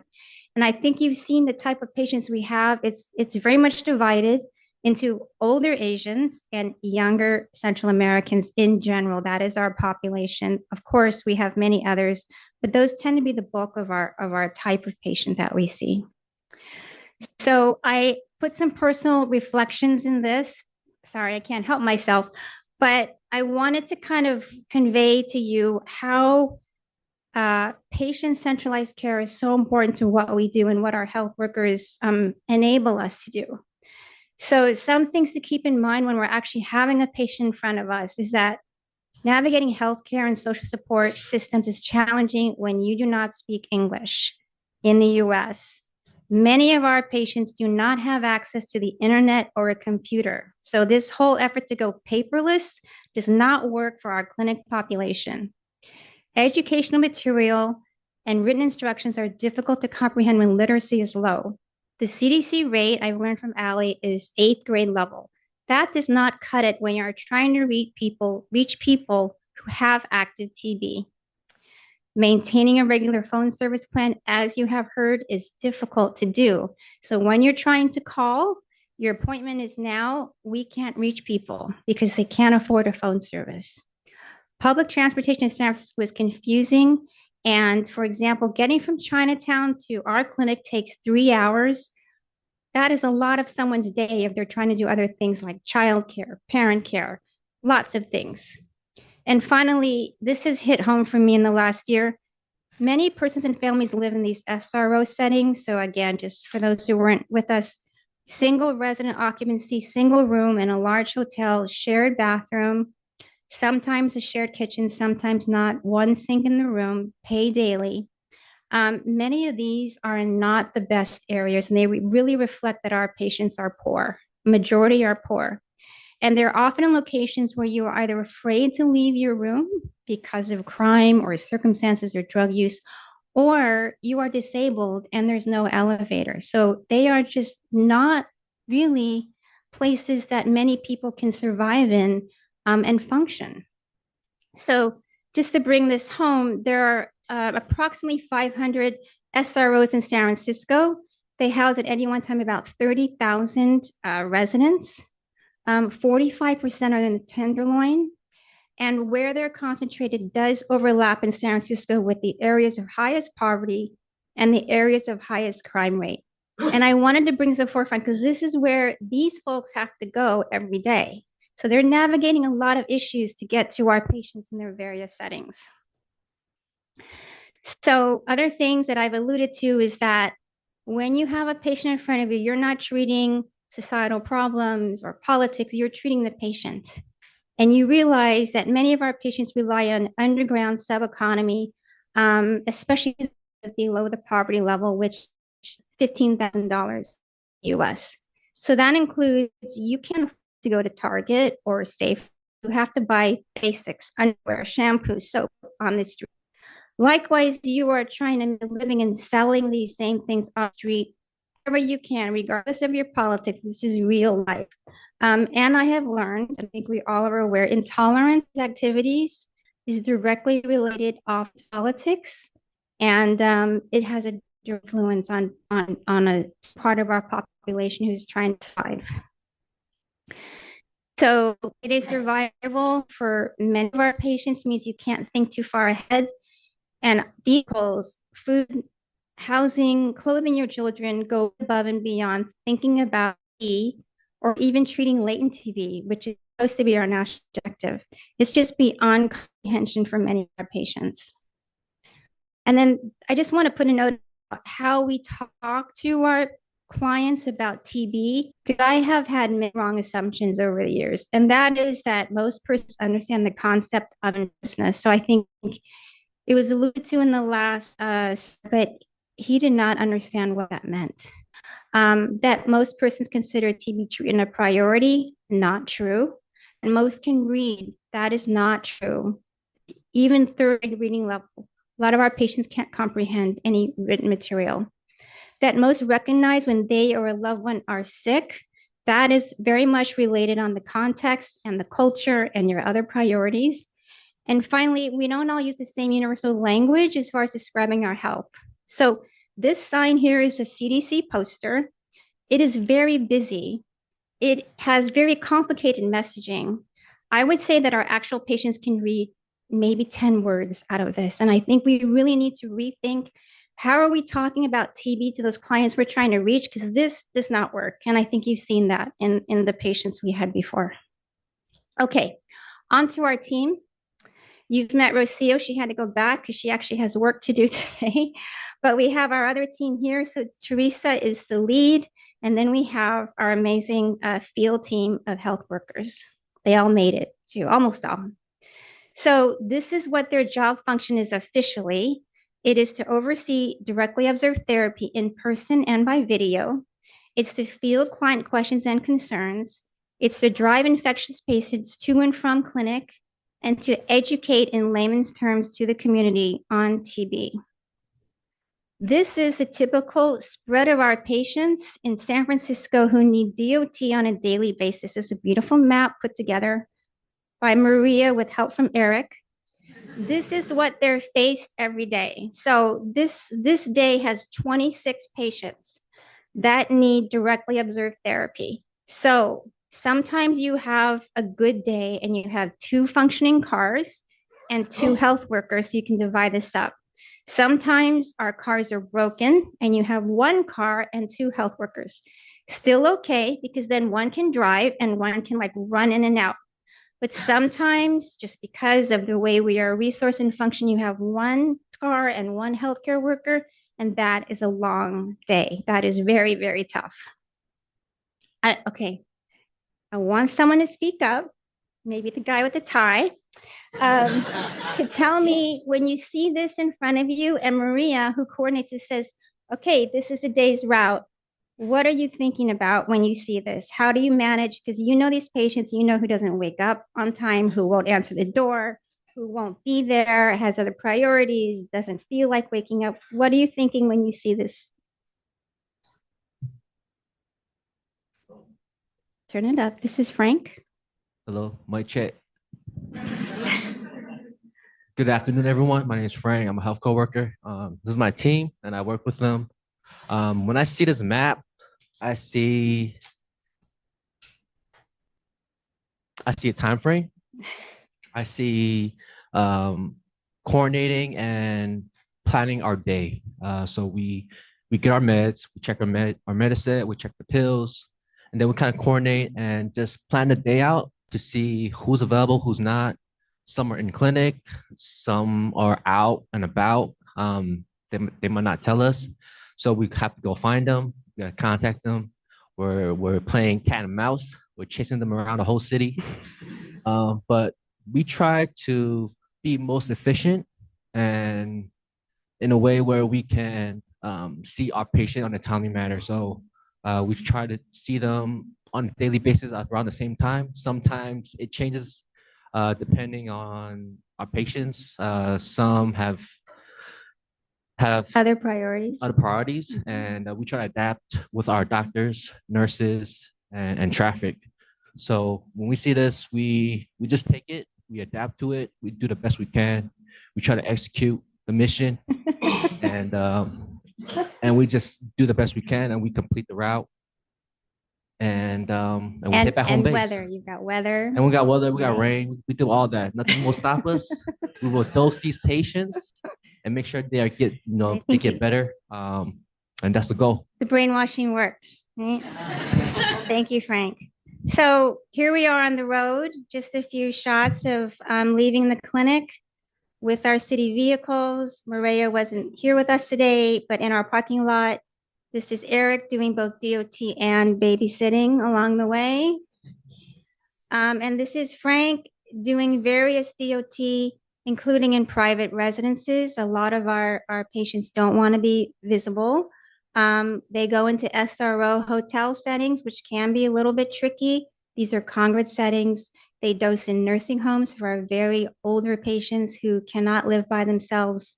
Sometimes a patient will say, meet me down the street. And sometimes they'll call and say, we're being told to go to this alley, just if this is our last words, so be it. And however they survive. And sometimes we have those patients at their tents in homeless encampments. So a big variety of settings that they have to encounter every day.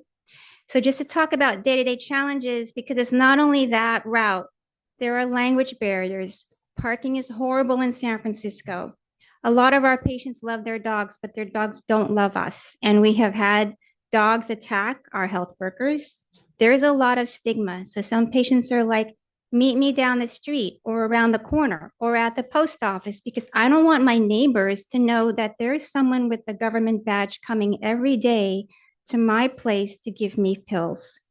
There are clients who are inebriated who don't want to talk to you. There are lonely clients who are waiting for you to come every day so they can tell you all about their life in the last 24 hours and don't want you to go and want these guys to marry their daughters and whatever. There are angry and abusive clients who yell and swear at our health workers. There are clients with dementia who don't know what pills they're taking or why and will often refuse because this one is red and that's bad luck or whatever. You've got to negotiate that. And there are clients in health crisis. And in the last, I think, 6 months, we've had 2 patients who've been having active strokes. And I would bet they were waiting for you to show up to tell you, we think he's having a stroke. And that's really hard, right? To navigate that. And you've got 25 other stops coming up. They've stayed there, they've called 911, they've taken care of these patients. So many different unpredictable challenges. This alludes to the same thing, just to say there are some clients who these folks have had to call 20 times in a day to say, where are you? Please, can we dose you today? Because we know that dosing is related to keeping patients non-infectious. So they do everything they can to dose a patient. Patients don't answer their phone because their phone service was dropped. Then all this team has gone out in the street. We know that this patient lives on Mission somewhere. Let's troll up and down Mission Street to see if we can find them.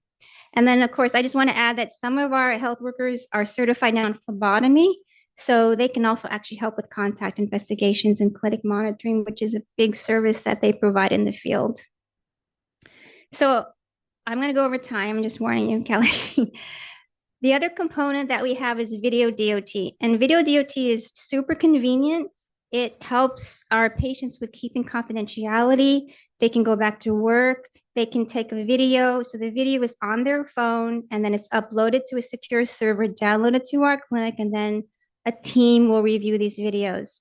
There are some caveats. The patient has to have a smartphone. They have to know their password. There are many older persons who don't know the password because their children set up the phone. They have to have access to the internet. They have to submit 7 days a week. And then we review. And then if there's something missing, like you didn't take all the medications, or you said there's a side effect, or you just didn't do the video, everyone has to call and follow up and say, what's happening with you? What are your challenges? Super convenient for patients, but there's a lot more that goes into it than just, here's the video, okay? And so I just have a video of what it takes to train someone in how to do VDOT. This is patient FN. He is 17. He just arrived from the Philippines with his family. He has limited English. He's navigating going to a new high school, making new friends. He was obsessed with things like, what am I supposed to wear? What's the cool thing to do? How do I integrate? He lives in the Tenderloin. He's got to navigate getting the bus to the Sunset District. And this is Maria bravely trying to teach him how to do VDOT. Part of VDOT is you have to show each pill and name it. You say, this is INH, 2 pills or 1 pill, I'm taking it. And then you're supposed to stick out your tongue and say you swallowed it. But that's tough. 1, 2, RIF. 1 and 2. See? 1 H. Y and yeah. PCA, and you're gonna show me. Perfect. Yes. How many of those? 2. 2. Are you sure? No, copies. 3. Okay. 1, 2, and 3. Perfect. Yes. And 1, 1. B6. B6. Now you're changing the equation. You can do it, Nash. Great. After every day, so easy.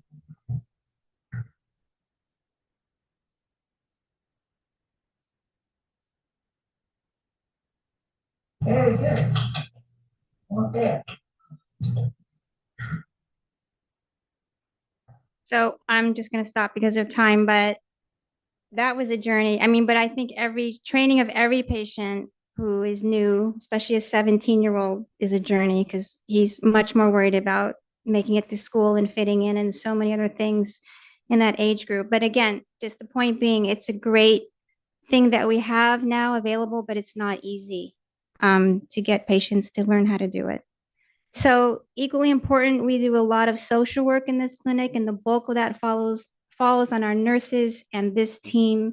So for one family that some of you met earlier, driving to non-medical appointments, translating documents, helping complete forms for housing applications, insurance, disability, verification of SF residency, waiting in line with them for housing to get on the list, helping to obtain an ID card so we could get social security number and birth certificates, helping and being successful. This team, a lot of credit for helping a family get electronic benefit transfer card, which is essentially food stamps and WIC benefits, and helping navigate a development delayed child to specialty services.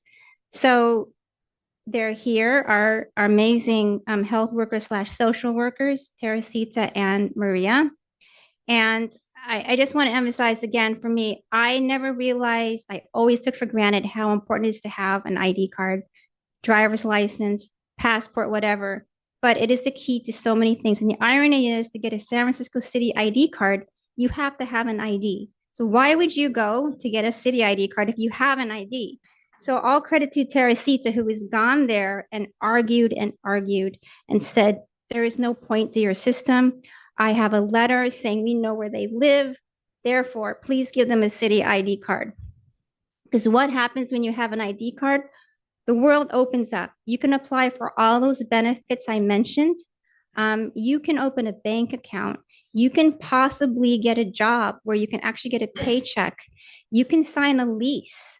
And then we also do this, like, help navigate with things like the food stamps and with WIC. So I just have the website here. This is super complicated for someone who doesn't speak English. All the different buttons to push. This is what you need to get into WIC. Birth certificate, immunizations, medical records. All this needs someone to help you navigate obtaining all this paper to apply for WIC, and then getting the calls, next step with your WIC. It's a lot. And these guys have been heroes in doing that. Okay. We're going to wrap it up. Unfortunately, they're also in charge, but fortunately, of our Together Against TB charity fund. So they manage the inventory, they package it up, they deliver the food, they help with peripheral things like helping getting phone cards and other things. So we now have a mini warehouse in our clinic. And this is also what I've learned, regardless of what country you're from, Honduras, the Philippines, China, there are basic universal staples. These most commonly requested items: Spam, ramen, rice, beans, oatmeal, salt. Everyone needs coffee, sugar, peanut butter, jelly, and cooking oil. And this is not ultra healthy. This is very processed food, right? For many of us, this is like not healthy, but this is a lifeline for our patients. It builds trust. It helps an immediate need when they're in isolation. It helps persons who have had to lose income or employment because they're in isolation. This is central to getting them through that period, and in fact, through all of TB treatment. So this is Frank packaging it up. And again, same family I showed you before. This is 6 people living in a 2-room SRO in the Tenderloin. So that is their food for the month. A lot of prepackaged because there are 3 kids there who have to have lunches in school. So a lot of little things, but these all add up to being critically important to helping our patients get through TB treatment, as was alluded to before by Priya. So I also want to give my gratitude to those who have helped set up this fund. It's made a huge difference. Okay, I'm done, and there are microphones here. They really want to talk to you. So fire away, and there you go. So I think your work is really, really crazy and crucial at the same time. Like you're meeting the patients where they are. So my question is, what would you like to see in San Francisco leadership, California leadership, nationwide leadership to make your job easier and successful?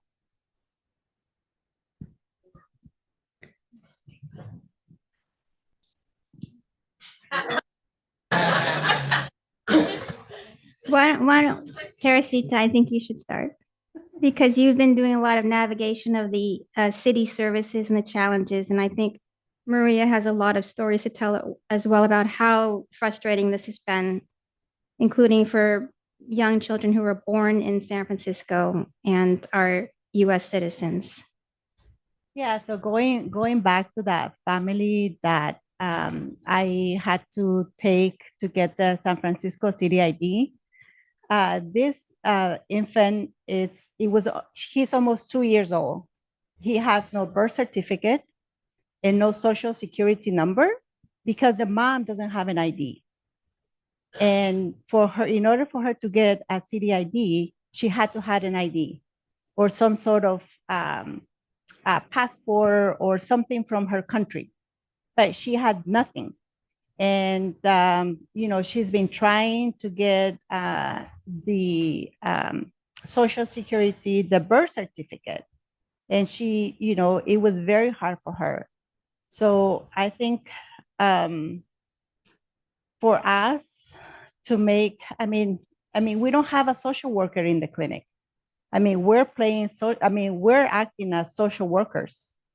So our resources for our clinic to be able to help these patients to navigate the system better will be great.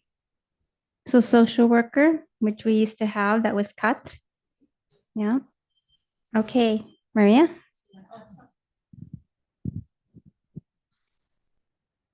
Good afternoon. My name is Maria Martis, and I'm called M&Ms, like the chocolates, because there are thousands of Marias in the hospital. One of the things that I was experiencing with that's a great question, by the way. With one of the families, I was taken to the housing situation, one of the access point, and I was going with them in person. They were born here in the United States, and they were experiencing a lot of stigma on their family and as well within the community. So I was going to the access point with them. Dad was staying in the car. I was getting inside of one of the access points with mom and the kids.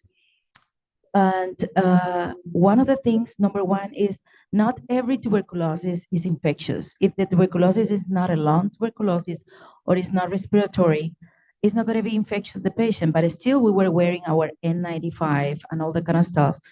And at some point I was told it's not well seen a DPH worker getting inside of the offices with a TB positive family.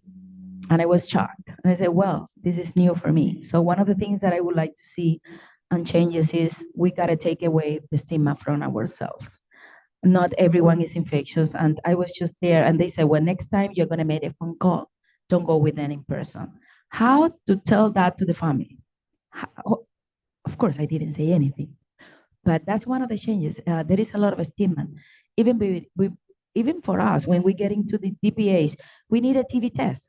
If you are a school teacher, you need a TB test, and that's so fair. But when we are going outside and the providers are sending us out, it's because they trust that this family is not going to be infectious for anyone else.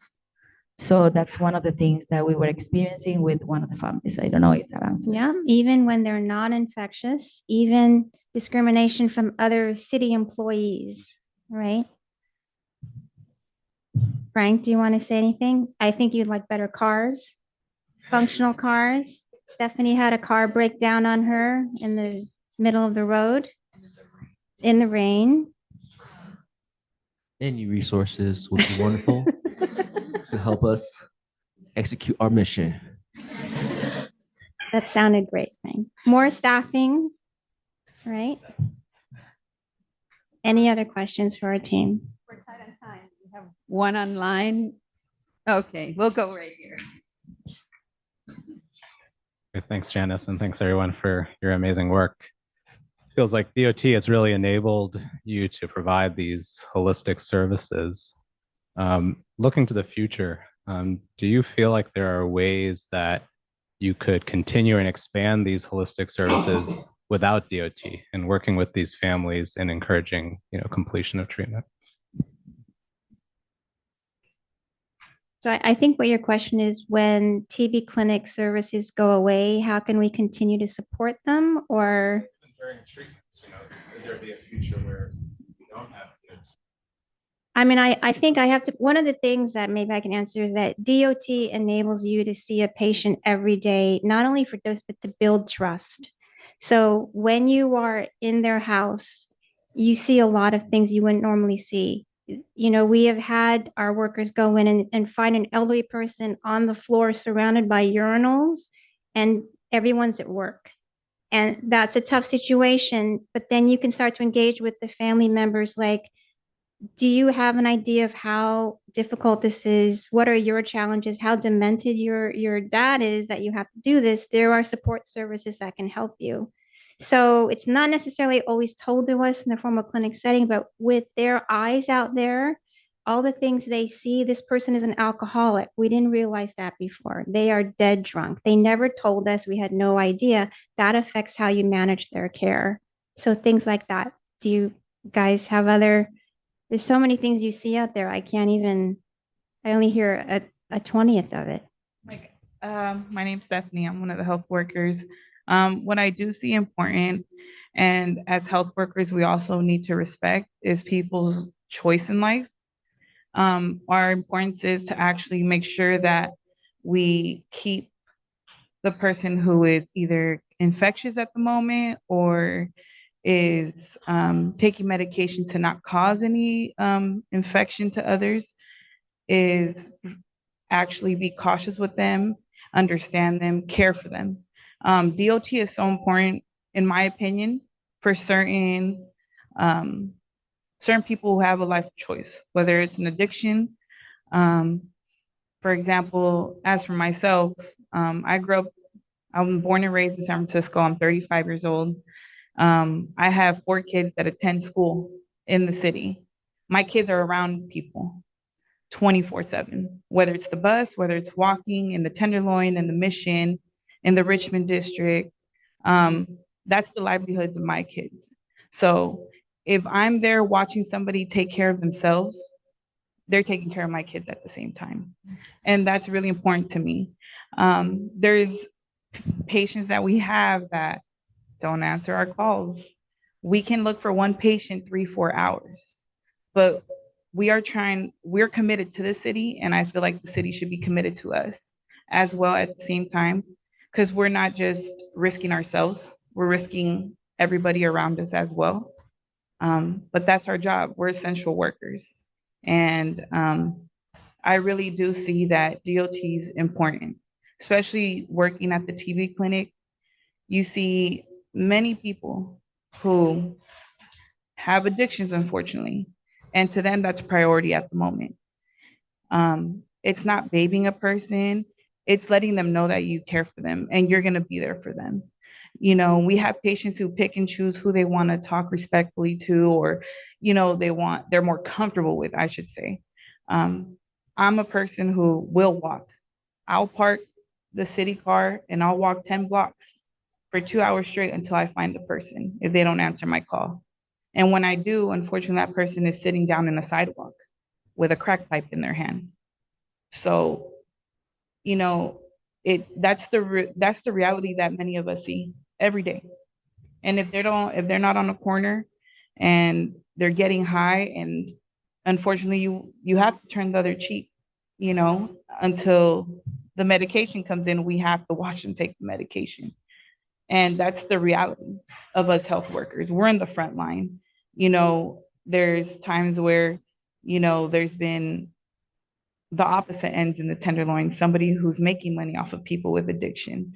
And, they're taking drugs out of their mouth to take TB, not knowing that all those drugs they have in their mouth, they're passing on to somebody else. And here comes the outbreak, but this is a reality. DOT is really important.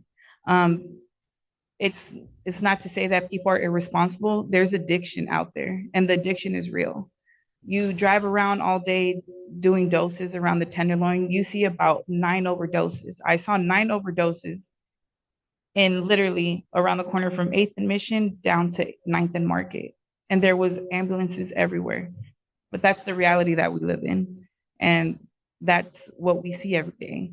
And it's not just going into people's homes, it's us walking, looking, knocking on doors, walking into alleys with dead ends, you know? And so I feel like, in my personal opinion, DOT is important around, especially in the neighborhood that we go around a lot. Do you think patients would take their medications without DOT? The ones we see, no. Okay, I think that helps.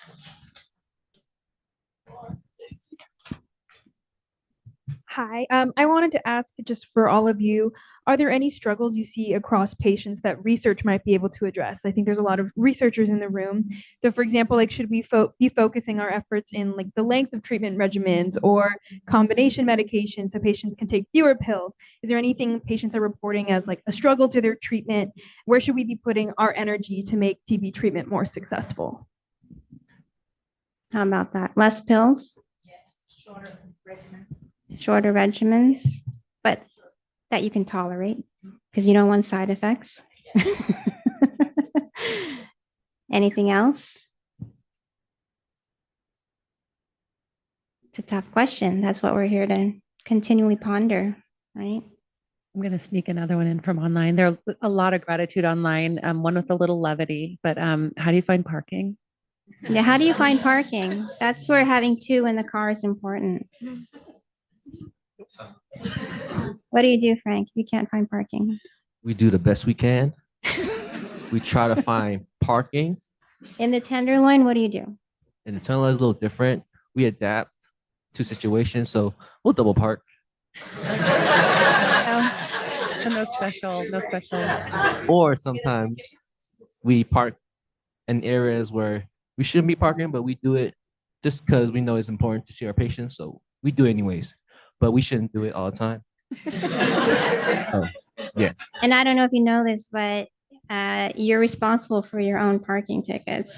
That's the other thing the city could help you with, right? Is these little things add up that are just total personal injury. Or we park far. We park like 10 blocks and then just walk with the bag and all the medicine. We have a lot of more questions, but not a lot of time. But one other one is with the video DOT, what about patients who don't want to use the app? Some of the patients online, they were mentioning want to use WhatsApp instead. And what do you do in that situation? We don't have, I mean, I know WhatsApp is the commonly used communication tool, but we can't accommodate that.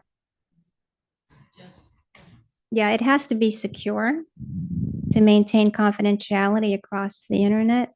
So you gotta be because of HIPAA, no WhatsApp, no social media. It's gonna be just the app. They gotta know as she said, password on the Apple Store, and that's the challenging part for older people.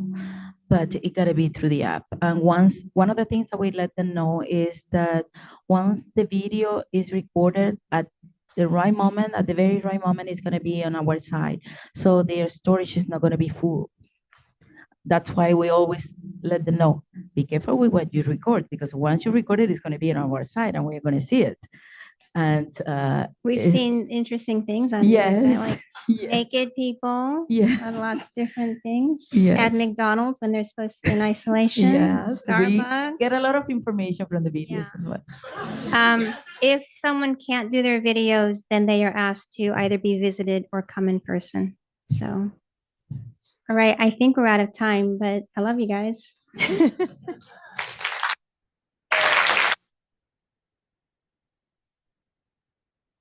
Hi, everybody. Some of you I have not seen for a while. I had a baby last month, so it's really nice to be back here in this community. I'm just so proud of myself that I'm showered and dressed. That was all for you. I'm so privileged to get to go after an afternoon of the clinic because I think it really drives home the sense of community that we try and build, where we've heard the heroic lengths that people go through. And I think what we want through Together Against TB is not only to show up for the people in our community who have TB, but for the people who are every day fighting for those patients. And I think that supporting us, engaging with us is a really powerful way to send that message to every member of our community that we are in this together. So before I get too far into this, if you don't know me, my name is Sophie Huddart. I'm the Executive Director of Together Against TB, in addition to my day job here at UCSF. We are a 501(c) independent charity, and to our knowledge, we're the only direct aid patient support charity for TB patients in the United States. We work directly with the clinic. Everything that we do is for people in our community who are impacted by TB and their families. It blows my mind that we might be the only organization with that setup, but we are happy to be the first. And if you know anyone who wants to set up their own, I will walk them through the paperwork myself. We should not be the only one that exists. We are dedicated to supporting the mental, physical, social, and financial health of individuals impacted by TB. We do that predominantly through the TB Dignity Fund, which is what you heard about and alluded to today. So we support individuals in isolation and after they have completed isolation for the duration of their TB treatment at the clinic. We provide groceries, meal deliveries, rides to medical appointments. If clinic workers can't take that, we can cover Ubers. We provide basic household and hygiene supplies. We provide clothing. The newest thing that we're trialing is phone plans, so that it is easier for healthcare workers to find patients for their treatment. If you don't have a phone plan and someone is calling you and you're out trying to make your living, that's not convenient for anyone, and that doesn't support your treatment. So we're trying to meet that need. We are really excited to be back here at World TB Day because we're a year old. We launched here last year. And it is directly because of the support of this community that I can tell you we had a big year. We were busy. We've supported, it's now 23 clients and their families with nearly 50 care packages. I'm really proud to say, because of this community, because of your donations, we have never turned down a request from the clinic. We have always been able to say yes and meet those needs. You saw we've established a food pantry within the TB clinic, and through our mutual aid fund, we have provided emergency housing grant to a family who is facing imminent homelessness. So we pride ourselves on our flexibility, on being rapid, on adapting to whatever the clinic needs, whatever patient needs, and trying to meet that as quickly as we can. We have big plans. We had a big year. We want to have another one. I know for many of us, this is an incredibly difficult time to work in TB, whether you are in research, whether you are in clinical care, whether you are in public health. Our work is under attack. The people that we serve is under attack, and that makes every day harder. And I invite you, if you're looking while you're fighting the big fights, while we're advocating at national level, state level, while we're defending the NIH and Medicare, I find it to be quite a bomb to focus on the small direct actions that I can do, because they're not so small and they really add up. And so that's what I'm focusing on in 2025 in terms of Together Against TB. We have seen the need be incredibly high this year compared to last year. When we support a patient with care packages, that's usually between $100 and $300 a month, depending on the needs. We're focusing on building our monthly donations so that we have that financial sustainability, so that in the future, we can continue to always say yes when the clinic comes to us. We're talking to corporate donors. If you know people at Genentech, at Cepheid, at QIAGEN, let us know. We're also exploring new ways to support clients. So I mentioned we're providing phone plans now. We're thinking about how can we buy a fridge for the clinic, so that in addition to the food you saw in the pantry, can we provide fresh perishable items for people during treatment? And so I invite you to join us in the work that we're doing, to focus on these small but incredibly impactful actions. And really, I find it such a privilege to be able to support these patients, so that when their appetite comes back because their treatment is working, we can meet that appetite with a food package, so that it doesn't become hunger. I can tell you the best thing I've ever bought has been bigger clothes, because our clients are growing and gaining and thriving. And that work fills my cup, heals me, makes me ready to fight in my research, in my advocacy day after day, and knowing that we're supporting healthcare workers and that in their incredibly difficult jobs, we can provide them small tools. And if that's some spam, we will buy all the spam. I've bought hundreds of cans of spam. It's amazing. I will buy everyone in the city spam. That is my new goal. So if you're interested in supporting us, we have several ways that we will happily accept your money today. World TB Day is one of our biggest fundraising events. So any amount that you can give, no amount is too small. Every amount turns into spam. We invite you, if you've not yet entered the raffle for Everything is Tuberculosis, because everything is definitely tuberculosis, and it's really cool to see other people say the word tuberculosis in public. We have a raffle for a signed edition of John Green's new book. We have baked goods. We have little baggies in case you want to bring home baked goods for loved ones at home or a little snack for the Muni ride. Please take advantage of that. We also, if you want to donate directly to us, this is our QR code. Again, any amount helps. $3 for a baked good. Again, that's a can of spam. If you want to hear about what we're doing and you want to see these small, direct, impactful actions, sign up for our newsletter. It's quarterly. We're not going to clog up your email inbox, but that's where you're going to get all the best photos of our clients and what they are receiving.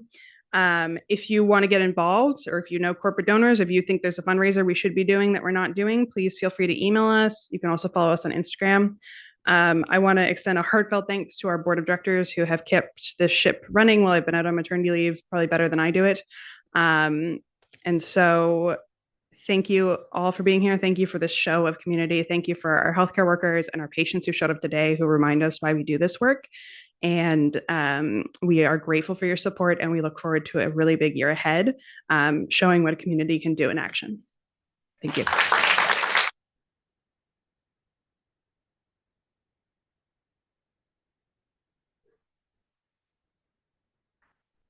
All right, I know we're running a few minutes late, but we can't end this without thanking you all. Again, I know I started out saying thank you for being here. Thank you for supporting each other. And really, I hope you feel really jazzed, right? This is why we do what we do, and we love it. No matter what anyone says, we can or cannot do, we are still gonna do it. So just get feisty, all right? Get feisty out there. So I have a list of names to thank, and our guest speakers who came and are already giving talks elsewhere. I think on Parnassus, Jeremiah Chikaya, Brian Graham, Bill Hopewell, Alex Mohapatra, Matt Murrell, you're here, Devin Jagannath, Priya Shetty, Janice Louie, the TB survivors, the healthcare workers.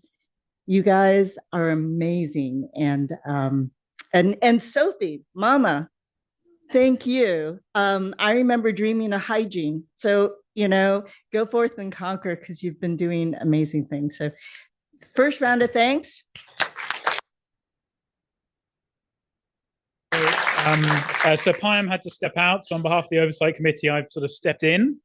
So we're also very grateful to the Planning and the Oversight Committee members. So we had Chris Ray, Fatimata Darbo, John Budzik, Caitlin Moe, Barbara Alonso, Jeannie Fong, Janice Louie, Elizabeth Fair, Susanna Graves, Jenny Flood, Kelly Musoke, Sarah Hutchinson, and Lisa and Pine, myself.